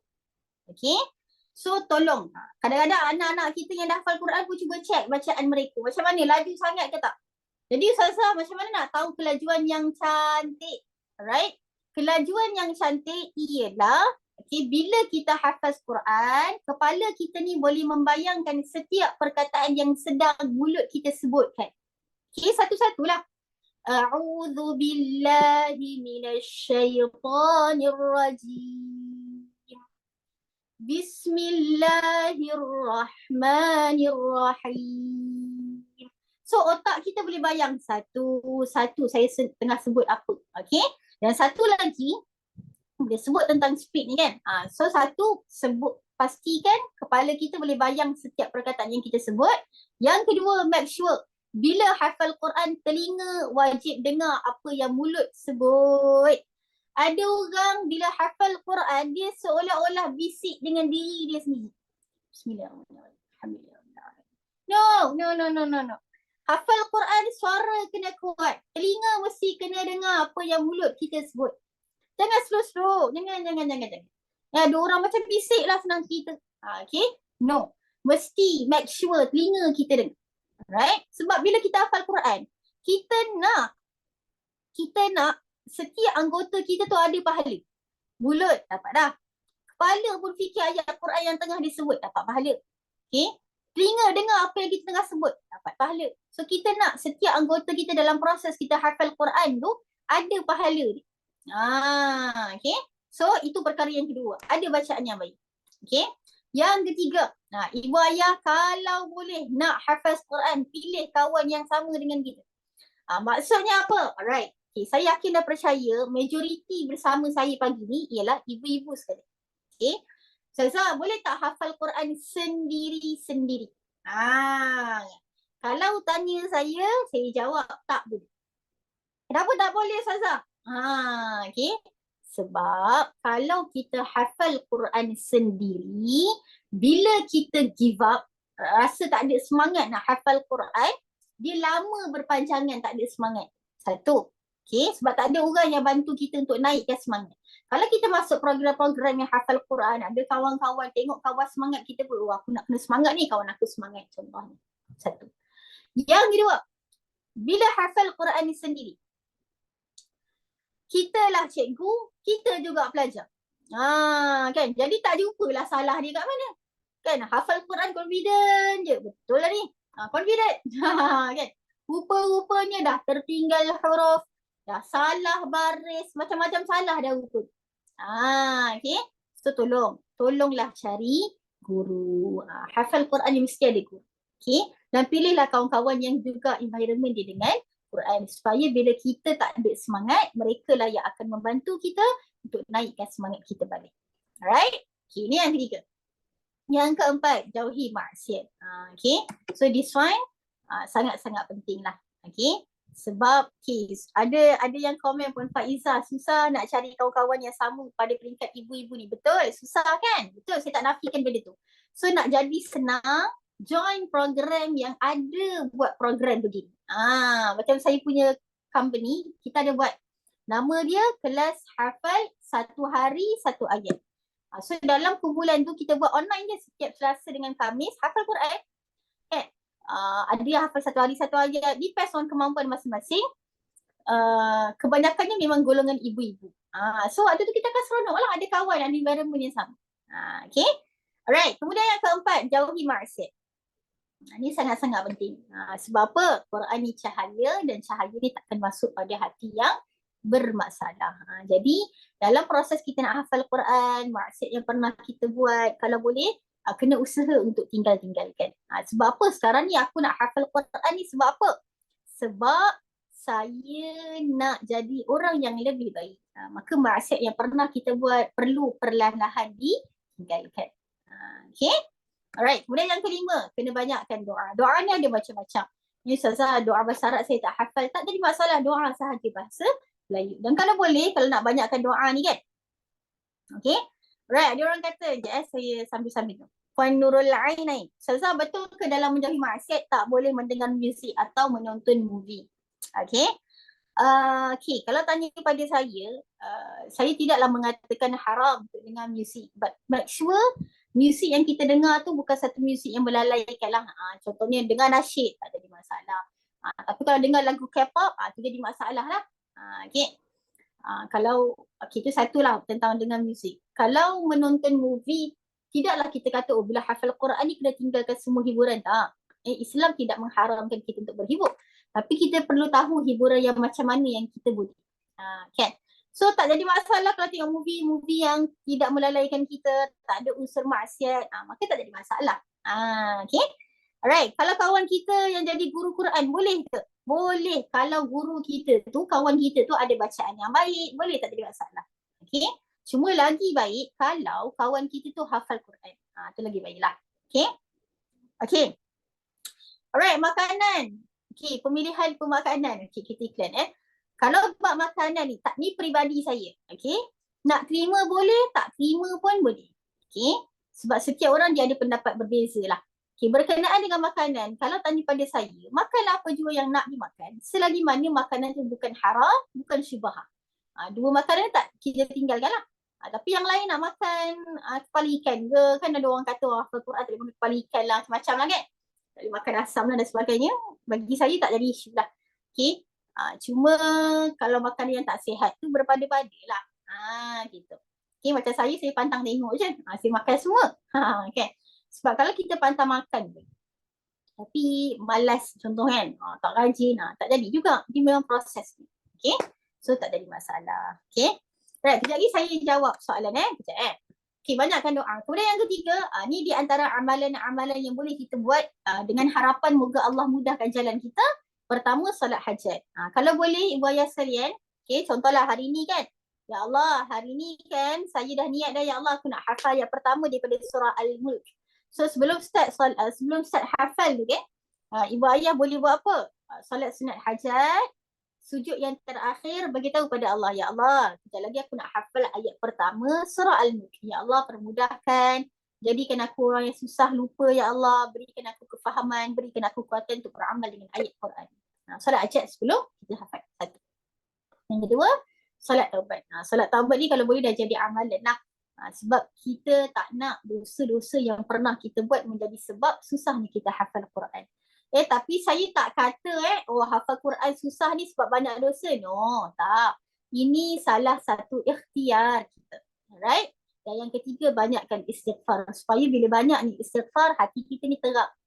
So bila terang, senang nak masuk Quran. Okay? Alright. Kemudian, bila nak hafal Quran ni, bayar sekalian, kena ada target. Tak boleh just go with the flow. Kalau kita punya mindsetin, hafal Quran nak just go with the flow, apa jadi nanti? Tu yang jadi tak bergerak-gerak. Kan? Dia tunggu target dia. Tak ada target. Tak apalah, hari ni tak semangat. Tak naklah hafal Quran. Kan? Hari ni hafal Quran. Hari ni semangat. Hafal Quran. No. Kena ada target. Sebagaimana dalam kehidupan seharian kita ada target. Kan? Nak ada rumah besar, nak ada kereta besar dan sebagainya. So sama juga dalam proses hafal Quran. Kena ada target. Okay, so untuk ibu ayah sekalian, saya bagi contoh target yang saya rasa sesuai insya-Allah untuk semua. Okay, ibu ayah yang tengah semangat nak hafal Quran ni, saya doakan moga dipermudahkan. Amin ya rabbal alamin. So macam mana nak susun target? Okay, cadangan daripada saya ialah cuba mula hafal daripada pertama surah yang biasa kita baca. Ramai orang tanya, Ustazah, nak mula daripada mana? Ni target kita lah ni. So mula dengan surah yang biasa kita baca ataupun surah yang menjadi amalan kita. Contoh, kita ni orang yang sentiasa beramal dengan surah Al-Mulk. Setiap malam baca surah Al-Mulk contohnya. So mula dah hafal surah Al-Mulk. Ada orang setiap hari Ustazah saya baca 10 ayat terawal, 10 ayat terakhir suratul kahfi. Maka mula dengan surah yang begitu. Satu. Mula dengan begitu. Kenapa? Sebab kita nak bila surah tu kita senang baca, selalu baca, dia akan senang hafal. Jadi mula-mula ni kita nak ada orang kata vibe semangat. Jangan hafal Quran terus masuk Baqarah. Jadi payah sikit lah sebab kita tak familiar. Okay. So pertama target hafal dengan surah yang biasa kita baca. Okay. Ibu Ayah cuba komen sikit. Biasa baca surah apa tiap-tiap hari contohnya? Contohnya hafal surah apa? Jangan tulis surah Fatihah pula. Surah Fatihah tu semua dah hafal dah kan? Cuba tulis. Biasa baca surah apa? Al-Ikhlas ke? Al-Nas ke? Surah yang kita jadi amalan. Cuba tulis nak tengok surah apa yang paling banyak. Okay. Mana yang nak kata? Surah Al-Mulk. Masya Allah. Puan Hajjah Salina. Masya Allah banyak. Surah Al-Mulk, Yasin, Kahfi, 10 ayat, Waqi'ah. Masya Allah. Tabarakallah. Puan Salwana Al-Mulk juga. Puan Nur Asah Yasin. Puan Aisyah Surah Al-Mulk, Juz Ammar. Masya Allah. Puan Nurul Azhani Surah Al-As. Puan Syahira Waqi'ah. Jadi macam-macam lah kan. Okay. So, pertamanya, okay, mula dengan surah yang kita biasa baca. Ada orang kata surah Ar-Rahman, Al-Kahfi, tak kisah mana-mana, kita mula dengan surah tersebut. Itu satu target kita. Mula daripada surah tu. Yang kedua, berapa banyak Ustazah? Satu hari nak hafal satu muka surat ke? 2 muka surat ke? Kan? Dengar 2 muka surat lah mak Ustazah. Mustahil je kan? Okay. So yang kedua, nak mula daripada surah mana? Mula daripada surah, satu hari hafal satu ayat sahaja dulu. Okay. Okay, macam ni lah. Bila nak tak target, kita perlu ada target minimum. Apa maksud target minimum? Saya akan usaha untuk selesaikan dalam apa jua keadaan. Sibuk tara mana pun insyaAllah saya akan selesaikan. So kita letak berapa? Satu hari, satu ayat Quran. So kita rasa, oh tak banyak lah, satu ayat je. Macam tu, satu ayat je. Okay. Tapi in case tiba-tiba hari tu tersemangat lebih pula. Tersemangat lebih kan. Nak hafal 3 ayat. Boleh ke Ustazah? Boleh. Tapi esoknya kena selesai kalau satu ayat dulu. Kalau semangat boleh hafal lebih. Tapi letak dulu target satu ayat. Jangan letak terlalu banyak. Contoh first time hafal Quran terus nak letak satu hari satu muka surat. Janganlah. Sebab bila kita letak target terlalu tinggi, bila kita tak dapat nak capai apa yang kita target, kita akan mula rasa frust. Alamak, aku ni memang tak boleh hafal Quran lah. Padahal dia letak target satu muka surat. Sedangkan dia tahu aku ni sibuk dengan kerja, dengan anak-anak, masa ni padat. Kan? So tolong letak target ikut minimum kita target kita apa. Kemampuan kita. Kalau satu hari satu ayat Ustazah, sikitnya Ustazah. Tak. Sisi Allah tu subhanallah. Sangat tinggi. Sangat besar. Okay? Yang penting kita mulakan. Nanti Ustazah contohlah, ibu-ibu sekalian, okay, 1 bulan tu Alhamdulillah consistent every day, 1 ayat, tak pernah miss. So bulan kedua naik pula 1 hari 2 ayat. Naik sikit-sikit gitu. Sampai mungkin 1 hari nanti boleh hafal 1 hari 1 muka surat. So step by step. Macam baby lah. Baby bukan je keluar daripada perut tu terus boleh jalan. No. Dia ada proses dia. Kan? So sama juga dengan hafal Quran. Okay.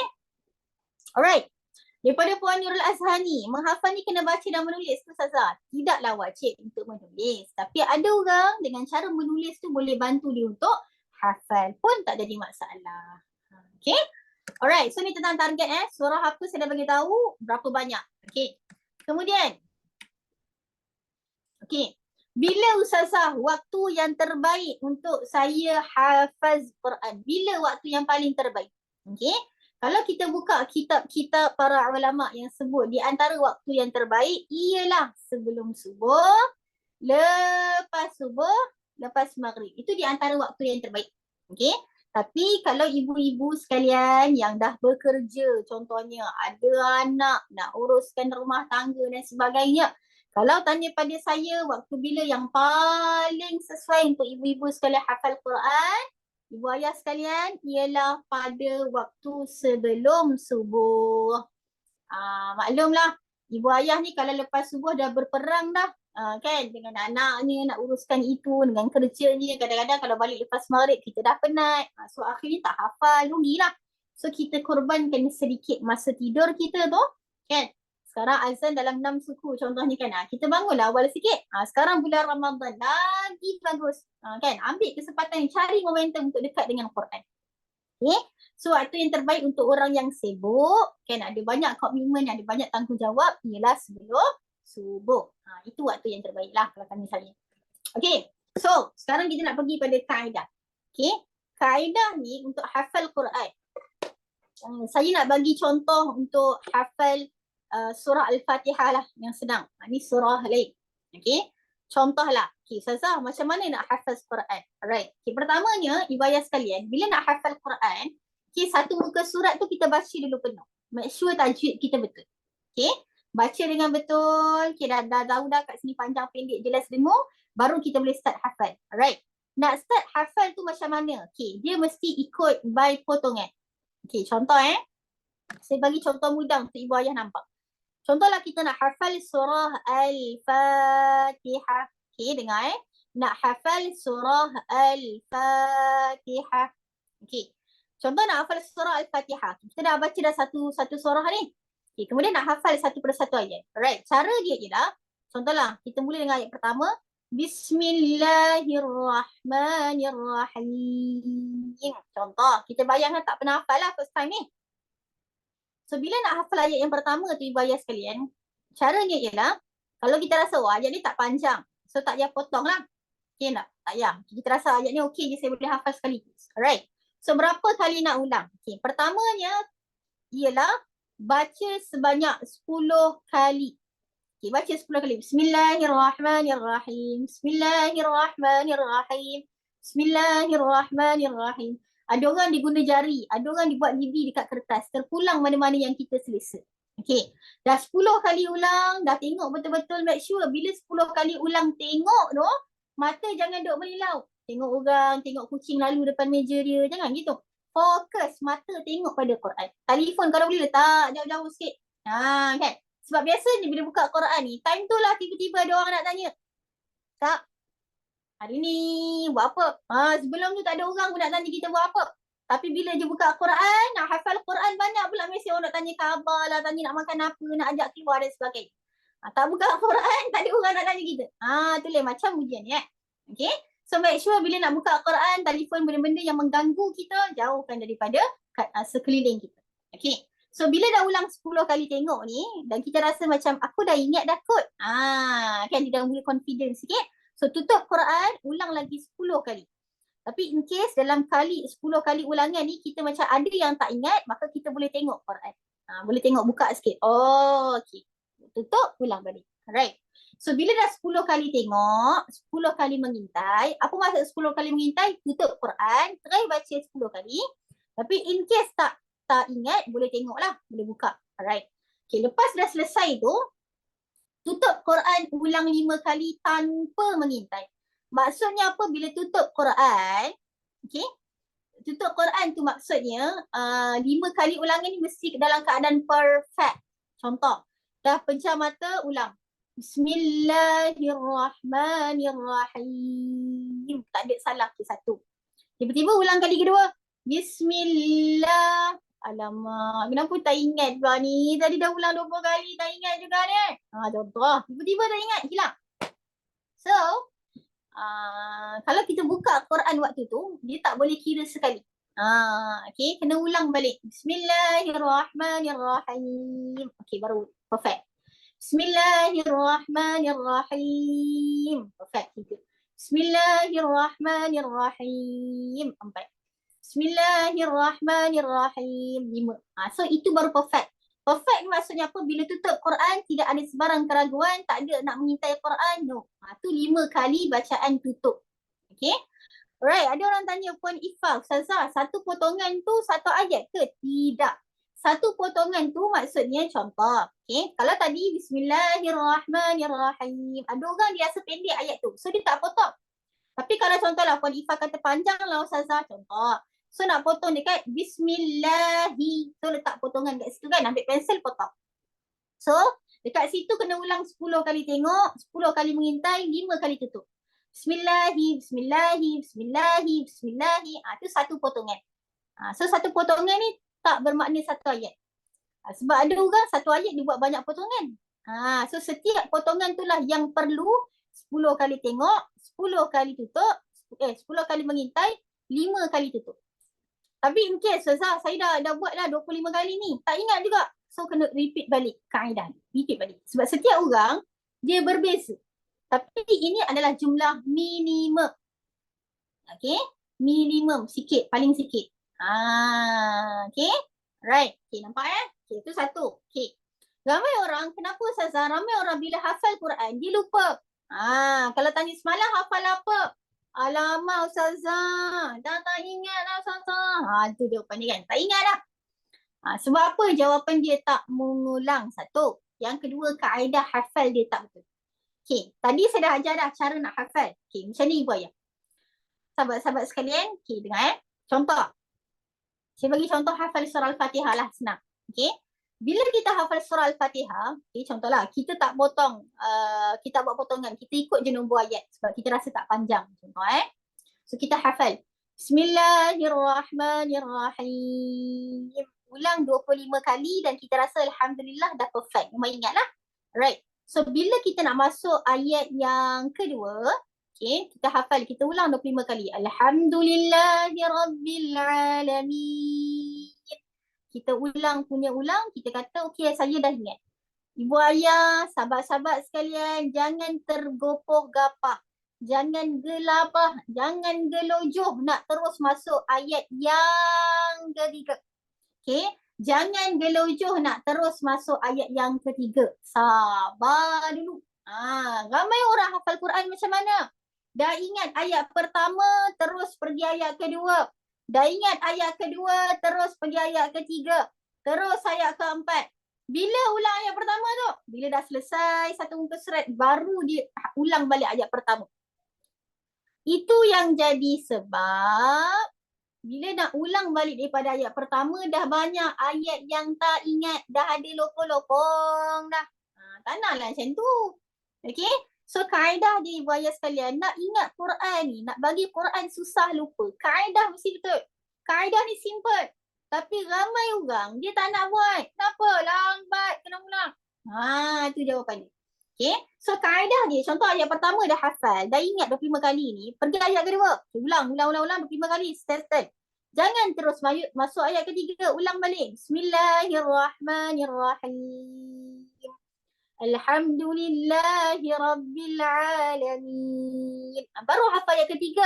Dah hafal ayat ketiga, ulang balik. 1, 2, 3. Baru hafal ayat yang keempat. Itu kaedah dia. Kalau ibu-ibu hafal satu hari satu ayat contohnya kan. Contoh hari ni hafal Bismillahirrahmanirrahim. Okay.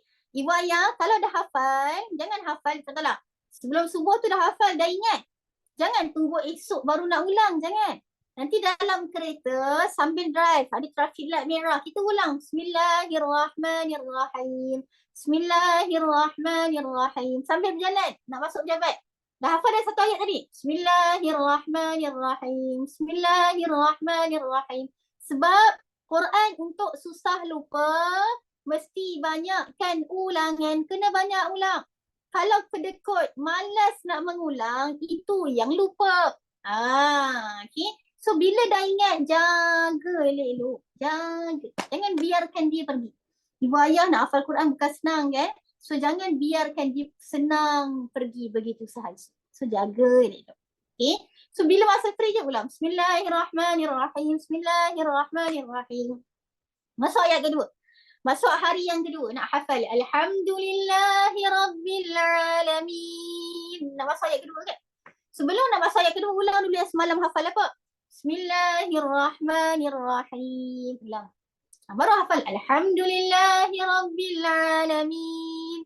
So dalam dah hafal, masuk kereta nak pergi kerja. Jangan ulang Alhamdulillahi Rabbil Alamin sahaja tau. Dalam kereta ulang Bismillahirrahmanirrahim. Alhamdulillahi Rabbil Alamin. Bismillahirrahmanirrahim. Alhamdulillahi Rabbil Alamin. Sambil jalan nak sejabat. Bismillahirrahmanirrahim. Alhamdulillahi Rabbil Alamin. Gitu. Masuk ayat ketiga. Hari ketiga. Buat yang sama. Bismillahirrahmanirrahim. Alhamdulillahi Rabbil Alamin. Ar-Rahmanirrahim. Sambil jalan. Gitu kaedah ni. Okay. Kalau ayat pertama tak ingat masa nak hafal ayat kedua macam mana Ustazah? Jangan hafal ayat kedua lagi. Ulang ayat yang pertama. Okay. Sebab tu waktu hafal ayat pertama tu memang kena banyak ulangan. Masa free, tengah masak. Bismillahirrahmanirrahim. Bismillahirrahmanirrahim. Ada orang dia rajin, dia buat apa? Dia buat macam ni. Dia tulis dekat kertas kosong kan. So dia bawa kertas tu ke mana-mana. Bila dia bawa kereta, dia letak dekat bahagian steering ni. So bila tak ingat, dia boleh tengok. Ada orang itu. Ada orang yang tengah masak, dia letak dekat dinding dia. So bila dia hafal, dia masak tak ingat, tengok dekat dinding. Masya Allah, ada macam-macam effort orang tu. So tu dia antara effort yang kita boleh buat. Okay. Right, so daripada puan Wan Ani, bila waktu had macam mana Ustazah? Bab ni khilaf. Kalau kita hafaz Quran, okay, dah hafal surah tu, dah hafal kita boleh mengulang waktu kita haid. Ada pendapat yang mengatakan boleh. So benda ni khilaf. Right? So kalau kita rasa contohnya kita period lama, contohnya 15 hari saya period. Kan? Jadi 15 hari tu ada possibility untuk hilang apa yang kita hafal, maka perlulah kita ulang waktu kita period. Gitu. Okay? Right? So nampak basic kaedah dia. Ingat, nak mengulang Quran ni, nak bagi ingat Quran, dia bukan mula selepas kita hafal. No. Waktu kita hafal tu kaedah dah kena betul. Kalau waktu hafal kaedah tak betul, itu yang jadi masalah. Okay. Ataupun cara yang lain, ibu ayah sekalian, contohlah kita dah hafal sampai 10 ayat. Contoh. So dalam kereta, kan, dalam kereta dengar ayat tu, buka YouTube, dengar sambil tu ikut. So tengok bacaan kita sama tak panjang pendek, sama tak jelas dengar. Maksudnya bacaan kita perfect lah. Kalau sama. Gitu. Okay. Dan salah satu lagi antara rahsia untuk kita susah lupa ialah kita baca dalam solat. Contohlah kita baru hafal ayat pertama surah Al-Mulk. Okay. Kita buat solat sunat duha kan. Surah rakaat pertama bacalah ayat pertama. Okay. Tu di antara kaedah untuk kita memantapkan hafalan kita. Nak tahu mantap tak mantap hafalan kita, try baca dalam solat. Kalau mantap, insya-Allah lah. Okay. Right. Okay, seterusnya. Itu tentang kaedah lah. Okay. Ulang tapi memang nampak senang Ustazah. Ulang je ke? Ulang memang betul. Tapi ulang tu mesti ulangan yang betul lah. Maksudnya apa? Ayat hafal potongan pertama dah ingat. Okay, pergi ke potongan kedua. Potongan dua dah ingat. Ulang 1, 2. Okay. Alright. Daripada Puan Raja. Masa period merajaah jelaya tak boleh hafalan baru. Tak. Kalau kita hafaz Quran di bawah sistem, kita terikat dengan sistem. Contohnya macam student Amrasan ke. This one yang khilaf tak? Bab ke apa kan? So benda ni ada khilaf. Ada yang mengatakan boleh. Tapi kalau kita ibu-ibu hafal saja-saja je. Tak ada apa-apa pun. Maka tak boleh lah. Hanya boleh mengulang Quran sahaja waktu itu. Hafalan baru tak boleh. Okey, kalau daripada Puan Aisyah, kalau tiba-tiba terlupa ayat yang kita hafal dalam salat tu nak buat macam mana? Kita tukarlah surah lain yang kita ingat. Okey. Kalau baca dalam salat tapi terlupa, kita tukarlah surah lain yang kita ingat. Okey. Apa maksud boleh pakai Quran dalam phone? Boleh sahaja, tak jadi masalah. Boleh, tak masalah. Okey. Alright, okey. So mengulang Quran ni, kaedah kena betul hafal. So bila kaedah hafal betul, baru merajaah dia akan jadi senang. Okay. Right, kita nak cerita sikit tentang merajaah. Tadi merajaah ni antara merajaah lah ni, dah masuk dah ni. Kaedah kena betul. Okay. Bila kaedah hafal betul, merajaah jadi senang kacang. Okay. Ibu ayah, kalau hafal ada guru kan. Okay. Kalau hafal ada guru, make sure bila tasmik dengan guru, tasmik ni maksudnya hafal dengan guru kita kan, kita pendengarkan bacaan kita, make sure kena ada satu mind setting yang kita nak Allahumma salli ala sayyidina Muhammad, bila kita hafal tu, kita tak nak ustazah tegur bacaan kita. Maksudnya apa? Kita nak hafal dalam keadaan perfect. Tak nak ada salah. Okay, sebab ibu ayah sekalian, sahabat-sahabat, kalau hafal Quran banyak salah, waktu hafal dengan guru banyak salah, pengulangan kita akan jadi susah tau. Merajaah akan jadi susah. Tak naklah macam tu. Kita nak merajaah jadi senang kacang. Senang kacang ya Ustazah Ya, senang kacang. Okay. Right. Kalau wanita haid boleh ke pakai Quran dalam phone untuk apa ya? Kalau baca saja-saja tak boleh Haid baca Quran tak boleh. Okay, sekejap saya nak share screen sekali lagi. Dia hilang. Okay. Alright. Okay, mengulang. Okay. Bila sebut tentang mengulang Quran, ramai orang takut. Kalau orang hafal Quran ibu ayah sekalian orang takut sebut tentang mengulang. Sebab tu ada orang dia hafal 30 juzuk Quran, tak menjamin dia ingat 30 juzuk Al-Quran. Cuba try tanya, nak tebuk sikit. Mulalah gelabah dia. Mulalah tawaduk dia, tunduk je kan. Tak nak bangun, tak nak angkat kepala. Saya pernah saya ada buat personal coaching. Tapi dah lama saya tak buat, kekangan masa kan. Dulu waktu saya buat PKP, personal coaching ni macam student tu boleh jumpa dengan saya online. Ceritalah masalah hafazan dia dan saya cuba bantu apa yang saya boleh bantulah. Okay. Jadi satu hari ni ada seorang budak lelaki. Waktu tu usia dia 18 tahun. Tahun 2021 kalau tak silap saya, PKP. Dia cakap macam ni dengan saya. Dia kata, Ustazah, dia beritahulah dia belajar kat mana sekarang. So dia katalah sebelum ni Kak Syara saya dah ambil syahadah. Syahadah ni ibu sekalian bukan asyhadu an la ilaha illallah wa asyhadu anna Muhammadar Rasulullah. Bukan syahadah tu. Okay. Syahadah Quran ni istilahnya kalau orang hafal Quran, syahadah ni maksudnya dia dah pernah baca, bukan baca lah, hafal, mengulang depan guru dia 30 juzuk Quran tanpa melihat Quran. Biasanya dalam masa satu hari, ada tempat 2 hari, ada masa 3 hari. Kira budak-budak yang ambil syahadah Quran ni mantap Quran dia. Mantap. Dia bukan kaleng-kaleng lah. Bukan biasa-biasa. Jadi saya katalah, awak ni dah ambil syahadah ni kenapa nak jumpa Kak Syara pula? Awak ni dah hebat dah ni dah ambil syahadah. Macam tu lah kita kata kan. Dia kata Kak Syara sabar dulu. Cerita saya tak habis lagi. Kan. Saya pun cakap lah, okay, sambung-sambung. Dia kata Kak Syara, Alhamdulillah saya berjaya dapat syahadah di Turki. Dia ambil dekat Turki, syahadah dia lulus. Alhamdulillah. Kalau tak silap waktu tu dia kata dia salah 2 kali je. Lulus lah. Power lah, 2 kali salah kan. Kemudian dia kata Kak Syara, setahun dah saya ambil syahadah tu tahun lepas lah. Kemudian dia kata hari ni saya datang pada Kak Syara dalam keadaan setahun dah saya dah syahadah lah setahun. Tapi Kak Syara, hari ni saya datang pada Kak Syara dalam keadaan 30 juzuk Al-Quran saya hilang.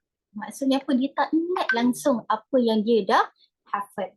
Cuba ibu ayah bayangkan. Saya waktu tu ibu ayah sekalian dengar ni kan. Kita duduk bersandar dekat atas kursi kita. Dengar macam dia terus bersandar. Macam apa? Macam tu. Macam salah dengar ke aku ni kan. Sebab proses syahadah bukan satu proses yang senang. Mereka ulang berpuluh-puluh kali Quran tu nak bagi mantap. So possibility untuk hilang tu macam impossible sebenarnya. Tapi Quran ni bila saya tanya kenapa dik, tertinggal kat Turki ke? Tertinggal kat flight ke? Kita gurau-gurau dengan dia kan. Dia kata tak, Kak Syara setahun saya tak buka Quran. Saya tak mengulang Quran. Jadi ibu ayah bila sebut tentang mengulang Quran ni tak ada kaedah special. Saya biasa kalau orang pergi kat DM saya dah lah, kat cerita DM saya kan. Hampir setiap hari orang kata tanya Kak Syara macam mana nak ingat Quran. Dia tak ada cara yang lain. Dia mesti mengulang. Tapi orang tak nak mengulang tu masalah dia. Ada orang kata kena pantang makan ke, awak pantang makan pun kalau awak malas mengulang, awak tetap tak ingat Quran. Okay. So ibu ayah nak ingat Quran satu, saya kata kaedah mesti kena betul, mesti kena ikut flow tadi. Memang nampak lambat sikit setiap kali kena ulang. Tapi itulah yang akan membantu ibu ayah untuk ingat Quran. Satu, kaedah betul. Kaedah simple, tapi ramai orang tak nak buat. Sebab apa? Take time. So biar kita mula ni daripada mula-mula. Biar betul. Satu. Yang kedua, kena mengulang. Mengulang lah kan. Mengulang ni pun kena betul. Betul apa? Betul jadual dia. Ada orang bagus mengulang.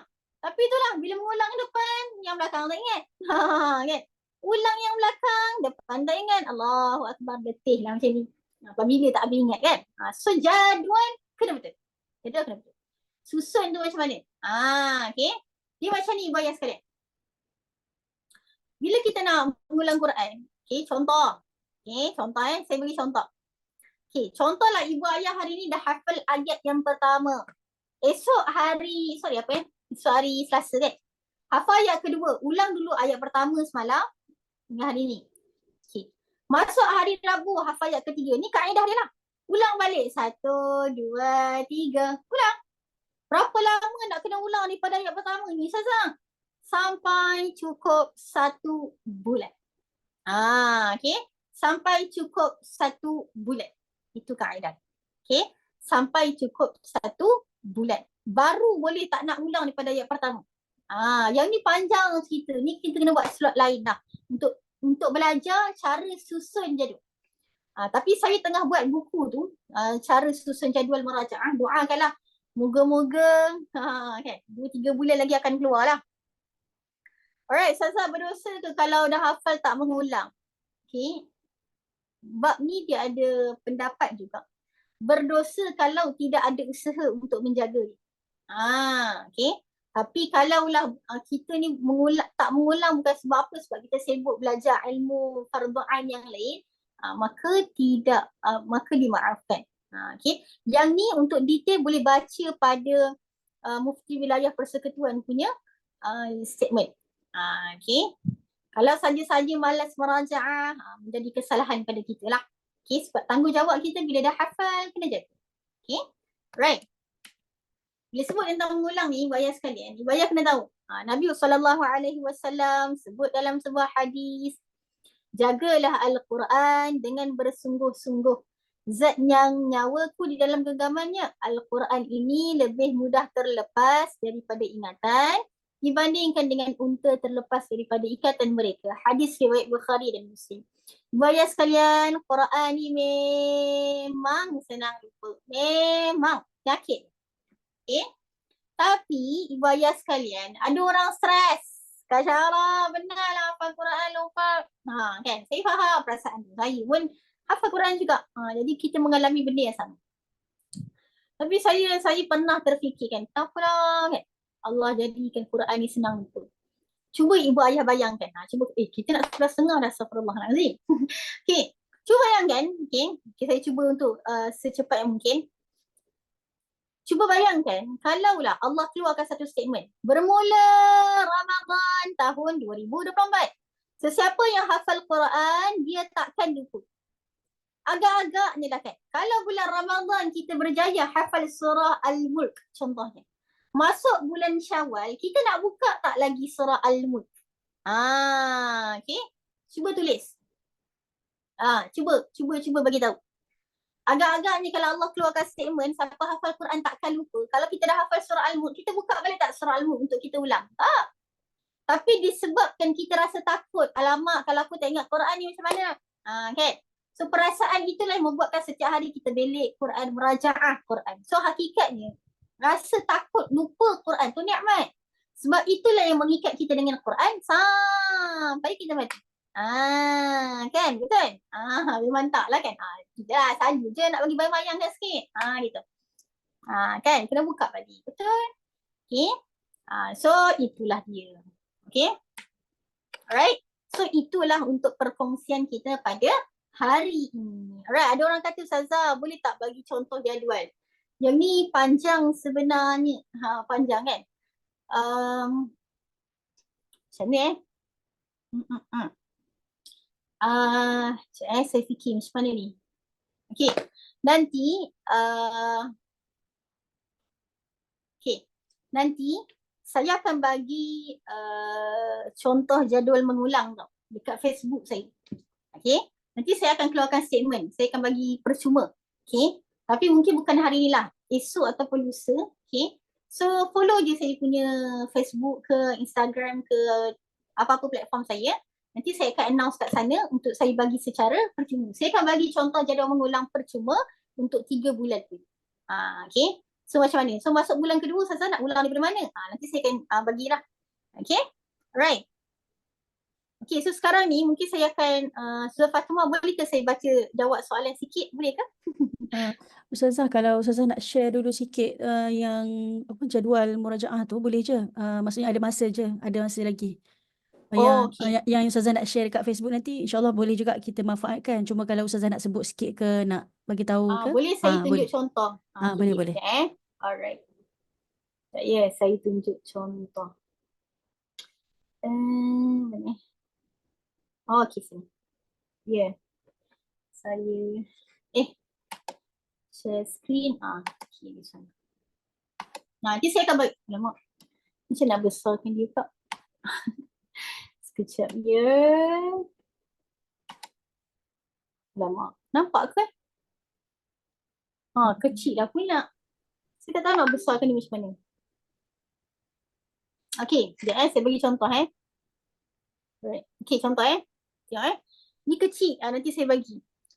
Okay, sekejap Alright, okay, ni contoh yang saya tulis tasmid tu. Tasmid tu maksudnya hafalan lah. Apa yang awak hafal hari tu. Let's view. Mana? Kita ni bab-bab ni. Tak ada lah let's view kat sini. Tak ada lah puan. Kena zoom sendiri kot. Okay. Alright. Okay, kejap Kalau zoom je nak zoom dia. Tak bergerak. Okay, tak apa. Nanti saya bagi. Alamak, memang tak nampak lah. Sekejap. Saya try buka dekat satu lagi ni. Sekejap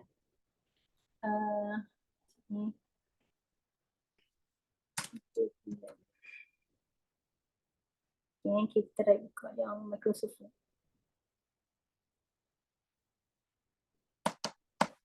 Nampak tak? Allahu Akbar. Sekejap sabar. Share screen.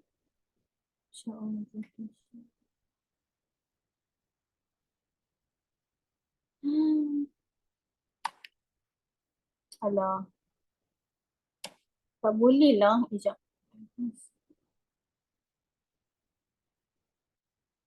Tak boleh lah. Ni. Okay. Alhamdulillah. Okay, ni saya bagi contoh. Nanti saya akan bagilah. Okay, right. Cara dia, okay tengok Okay, bahagian tasmid. Tasmid ni maksudnya apa yang kita tengah hafal lah. So satu dah ni saya bagi tarikh. Contohlah kita hafal ni ikut muka surat tau, bukan ikut ayat. Okay, so yang ni, okay, tasmid ni contoh hafal muka surat 1, muka surat 2, muka surat 3. Okay, ni muka surat lah. 6, 7 ni kenapa tak ada Ustazah? Ni Sabtu Ahad. Contohlah pelajar tahfiz dia cuti kan, time tu kan. Contoh. So ulangan baru ni adalah apa yang kita baru hafal. Okay. So lepas dah hafal, nampak muka surat 1 kena ulang muka surat 1. Okay. Kalau hari kedua muka surat 2. Okay. Hafal ulang muka surat 1 sampai 2. Nampak? Okay. Nampak? Saya bawa. Sampailah ke bawah ni. Ustazah nanti sampai tu. Ustazah boleh tekan tambah kat bawah tu. Untuk zoomkan lagi. Tambah kat mana? Oh ni. Okay. Alright. Okay, nampak Alright. Terima kasih Ustaz. Okay, so tengok sampailah 28 hari bulan ni, saya masih ulang. Jadual mengulang ni muka surat 1 sampai 20. Okay. Lepas tu Ustazah, bulan kedua nak kena ulang tu muka surat 1. Okay. Ni contoh bulan pertama dia ingat 1 juzuk. Contoh. So bila masuk bulan kedua, okay. Hari pertama dia hafal muka surat 21. So, hari yang sama dia kena ulang muka surat 21 apa yang dia hafal tu lah. Kemudian, ulangan lama. Ulangan lama ni apa? Apa yang dia hafal bulan lepas. Dan bulan belakang-belakang lagi. So, dia kena ulang muka surat 1 sampai 5. 5 muka surat 1 hari. Tengok ni bulan kedua. Bila masuk bulan ketiga, dia akan ulang 1 hari 10 muka surat pula. Nampak tak? Yang ni, bila ikut kaedah ni, jadual ni barulah mengulang depan, belakang tak lupa. Ni masalah ramai juga. Dia tak tahu macam mana nak susun. Bila tak tahu susun, itu yang hafal mengulang depan, lupa yang belakang. So, saya sekarang ni tengah selesaikan jadual begini, sampailah 30 juzuk Quran. Dan kalau kita tanya Ustaz akan cakap 1 hari, ulanglah hafal, merajaah 1 hari 3 juzuk. Macam mana nak berjaya sampai ke situ? So, inilah step dia. Dia tak jadi tiba-tiba. So nanti Ibu Ayah, saya bagi dekat Facebook saya nanti. Ibu Ayah, ni muka surat. So tukar je lah. Kalau ayat pertama. Ayat kedua, ketiga. Macam tu je. Nanti tukar je nombor dia. So nampak je, ikut je macam mana saya susun. Ikut je. Sebiji. InsyaAllah ingat. Tebuk ni apa? Minta orang tanya pada kita. Mana-mana ayat kita sambung. Gitu kaedah ni. Okay. Ni contoh jadual. Nanti insyaAllah mungkin 2 hari.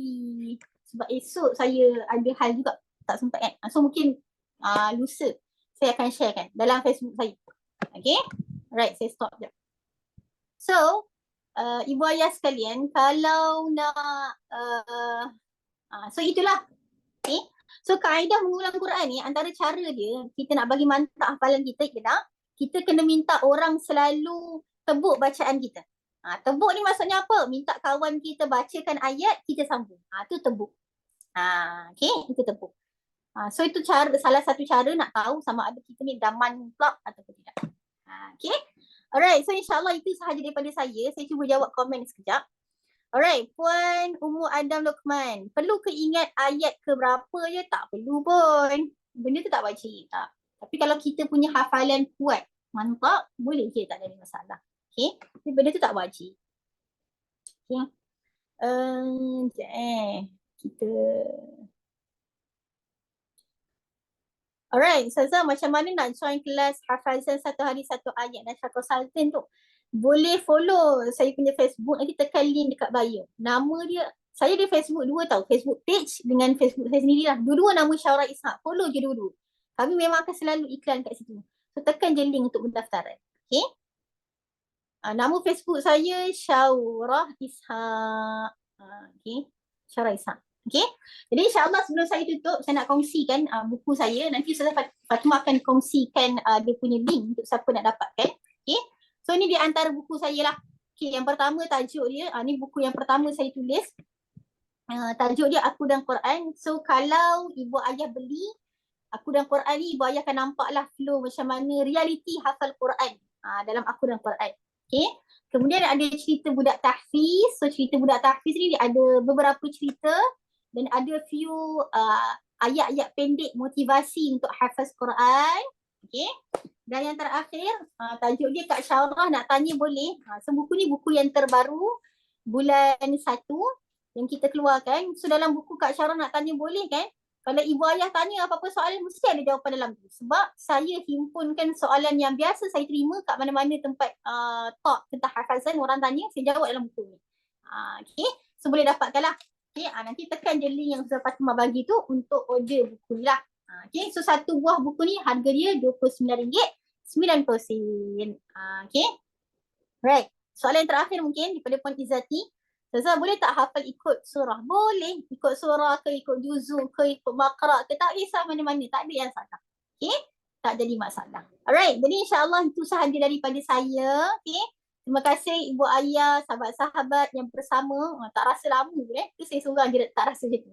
Okay, seronok sangat sebab semuanya masing-masing memberi satu respon yang subhanallah. Okay, so saya doakan yang bersama kita, moga-moga Allah permudahkan kita semua untuk hafal 30 juzuk Quran.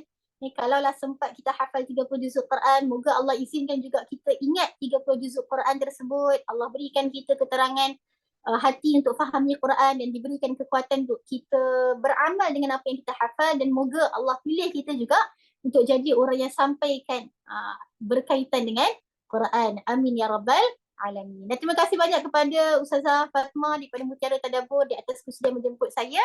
Apa yang baik itu datang daripada Allah, yang kurang tu datang daripada saya sendiri. Wallahu ta'ala alam. Assalamualaikum warahmatullahi wabarakatuh. Waalaikumsalam warahmatullahi wabarakatuh. Jazakillah khairan kepada Ustazah Syaurah. Masya Allah, pembentangan yang kita rasa sekejap kan, rasa macam tak puas pula mendengarnya kan, dengan penyampaian yang ceria daripada Ustazah. Sangat jelas suaranya, Alhamdulillah. Sangat membantulah untuk kita lebih faham pada pagi ini, Alhamdulillah. Dan kalau Ustazah nak share jadual tu, mungkin boleh share kepada saya juga, sebab kita ada grup peserta. Nanti peserta yang mendaftar secara rasmi My Tadabbur Time, kita akan bagi nota di dalam grup peserta. Jadi bagi sesiapa yang belum mendaftar lagi jadi peserta yang rasmi dekat yang sedang menyertai di live ni, mungkin boleh tekan link dan daftar dulu di link yang saya dah pinkan dekat chat tu. Okey, bagi yang belum mendaftar dan masuk grup, boleh segera daftar dulu insya-Allah, sebab kita akan ada banyak lagi siri My Tadabbur Time, dan kami akan kongsikan nota-nota, refleksi dan sebagainya daripada asatizah yang berkongsi tu. Kita akan share kat dalam grup peserta. Jadi jemputlah kepada semua yang belum mendaftar lagi, 280 lebih ni. Mungkin ada yang belum daftar, kena daftar dululah, disarankan untuk daftar supaya kita dapatlah nota-nota insya-Allah di grup peserta. Dan bagi yang dah daftar, tak perlu daftar lagi. Nanti termasuk 2 grup pula nanti. Kan? Sebab semua pelajar yang mendaftar untuk My Tadabbur Time ni sekitar 2,800 pelajar. Jadi grup WhatsApp peserta tu ada 1,000 je kan limit. Jadi kita ada 3 kita ada 3 grup peserta. Jadi kalau dah mendaftar tak perlu daftar lagi. Bagi yang belum daftar lagi boleh insya-Allah daftar segera supaya kita dapat manfaat daripada perkongsian tu, nota-nota dan sebagainya kita kongsikan di grup insya-Allah. Okey. Jazakillah khairan kepada Ustazah Syaurah. Ustazah nak stop share screen dulu ke? Okey, boleh. Okey. Alright. Okay. Alhamdulillah, syukurlah kita berjaya juga untuk habiskan perkongsian pada pagi ni dengan struggle-nya Ustazah nak menerangkan dan sebagainya kan, dalam keadaan bulan puasa ni kan, kita tak boleh makan, dahaga dan sebagainya. Alhamdulillah Allah beri kekuatan untuk selesaikan perkongsian ni. Dan kita yang mendengar ni pun teruja rasanya kan. Siapa kat sini rasa teruja nak menghafaz Al-Quran selepas mendengar sesi Ustazah Syaurah ni? Mungkin boleh kongsikan di ruangan komen insya-Allah. Rasa teruja, rasa nak mula hari ni juga nak menghafaz Al-Quran. Macam saya pun hari tu masa di Darul Quran dulu, masa menghafaz Al-Quran tu, kita rasa ayat yang mula-mula kita nak menghafaz tu memang kita akan rasa susah kan. Tambah-tambah lagi macam saya di Darul Quran hari tu, program persijilan 1.5 tahun sahaja. Jadi dalam masa 1.5 tahun kita macam-macam mana pun by hook or by crook kena habiskan Al-Quran 1.5 tahun sahaja. So Alhamdulillah dah dalam sekitar 9 hingga 10 bulan Alhamdulillah berjaya menghabiskan. Tapi kita rasa tak puas lagi sebab kita tak berlama-lama dengan Al-Quran tu semasa di Darul Quran kan. Jadi lepas habis Darul Quran tu memerlukan masa lah untuk kita murajaah dan sebagainya. Jadi sangatlah struggle kan dalam keadaan kita bekerja dan sebagainya ni. Nak murajaah tu lah yang effort yang sangat-sangat tinggi lah untuk kita letakkan. Jadi ibu-ibu yang sedang menonton yang masih belum menghafaz Al-Quran ataupun dah cuba menghafaz sekarang kan, teruskan sahaja. Walaupun 1 ayat sehari, walaupun 1-2 kalimah dalam masa sehari kan, itu pun dah syukur Alhamdulillah. Jangan rasa putus asa, teruskan rasakan diri ini rasa kekuatan tu sentiasa mengalir disebabkan kemukjizatan ayat Al-Quran yang kita hafaz tu kan insya-Allah. Dan macam-macam tips yang orang beri, yang Ustazah beri pun tadi dah banyak tips. Tapi kalau kita tak bermula, kalau kita tak put an effort, so memang tak akan menghafaz jugalah kan. So jadi kena bermula apabila kita dah ada azam, tawakal kepada Allah, bismillah, kita bermulalah menghafaz Al-Quran. Walaupun dengan sekecil-kecil surah. Kan? Surah apa yang kita belum hafal lagi. Surah An-Naba sebagai contoh juzuk 30 kan. Start dulu 5 ayat pertama ke kita hafaz kan. Kemudian 5 ayat seterusnya, 5 ayat lagi seterusnya. InsyaAllah nanti kita akan habis juga insyaAllah. Dan carilah kawan untuk kita tasmik. Kan, mungkin ada kawan-kawan kita yang bagus hafazannya, bagus tilawahnya, kita tasmik dan kita cuba. Dan kalau kita ada suami kan, mungkin boleh kita sama-sama dengan suami kita kan, pasangan kita, suami ataupun isteri kita ataupun anak-anak kita dan sebagainya, jadikan mereka partner kita dalam menghafaz Al-Quran ya, insya-Allah. Dan yang penting juga kita hafazlah dalam keadaan kita memahami ayat tersebut. Jangan kita menghafaz dalam keadaan kita tak faham ayat tu. Kalau boleh kita baca dulu terjemahan, apa ayat tu tentang apa. Okay, ayat tu tentang apa? Apa maksud perkataan tu? Kan? So apabila kita tahu maksud kefahaman kita tentang ayat tu dah mantap, insya-Allah memudahkan kita untuk kita menghafaz Al-Quran insya-Allah. Jadi jazakumullah khairan kepada semua. Terima kasih kepada yang dah komen. InsyaAllah akan usaha menghafaz. Semoga Allah berikan kelapangan hati untuk kita semua. Rasa nikmat apabila kita boleh baca hafazan kita dalam solat kita. Tak adalah kita ulang inna a'tayna je kan dalam setiap solat kita. Jadi kita pelbagaikan ayat-ayat Al-Quran tu kan insyaAllah. Jadi jazakumullah khairan. Saya daripada pihak Muntada Tadabbur ingin mohon maaf lah kalau ada sebarang kesilapan dan sebagainya. InsyaAllah link buku Ustazah saya akan kongsikan insyaAllah. Nanti pihak Ustazah akan menguruskan pengeposannya insyaAllah. Tuan-tuan order je dekat link tersebut. Ustazah akan uruskan, Ustazah dan tim akan uruskan pengeposan. Dan insyaAllah kita akan jumpa lagi di sesi siri keempat My Tadabbur Time insyaAllah esok bersama Dr. Muhammad Arif. InsyaAllah kita akan kupas tentang kiasan Tuhan dalam Al-Quran. Kiasan ni perumpamaan, perumpamaan ataupun dalam bahasa Arab kita sebut amthal, amthal fil Quran.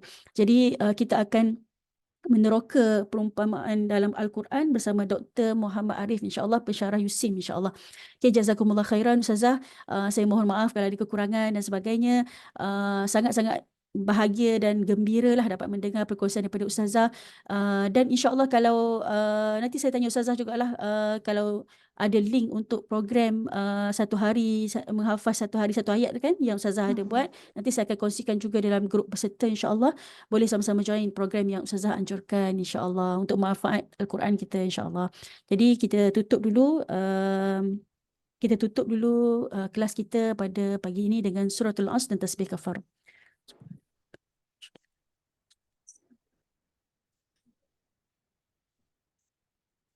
Okey, jazakumullah khairan. Assalamualaikum warahmatullahi wabarakatuh. Terima kasih Ustazah. Waalaikumsalam warahmatullahi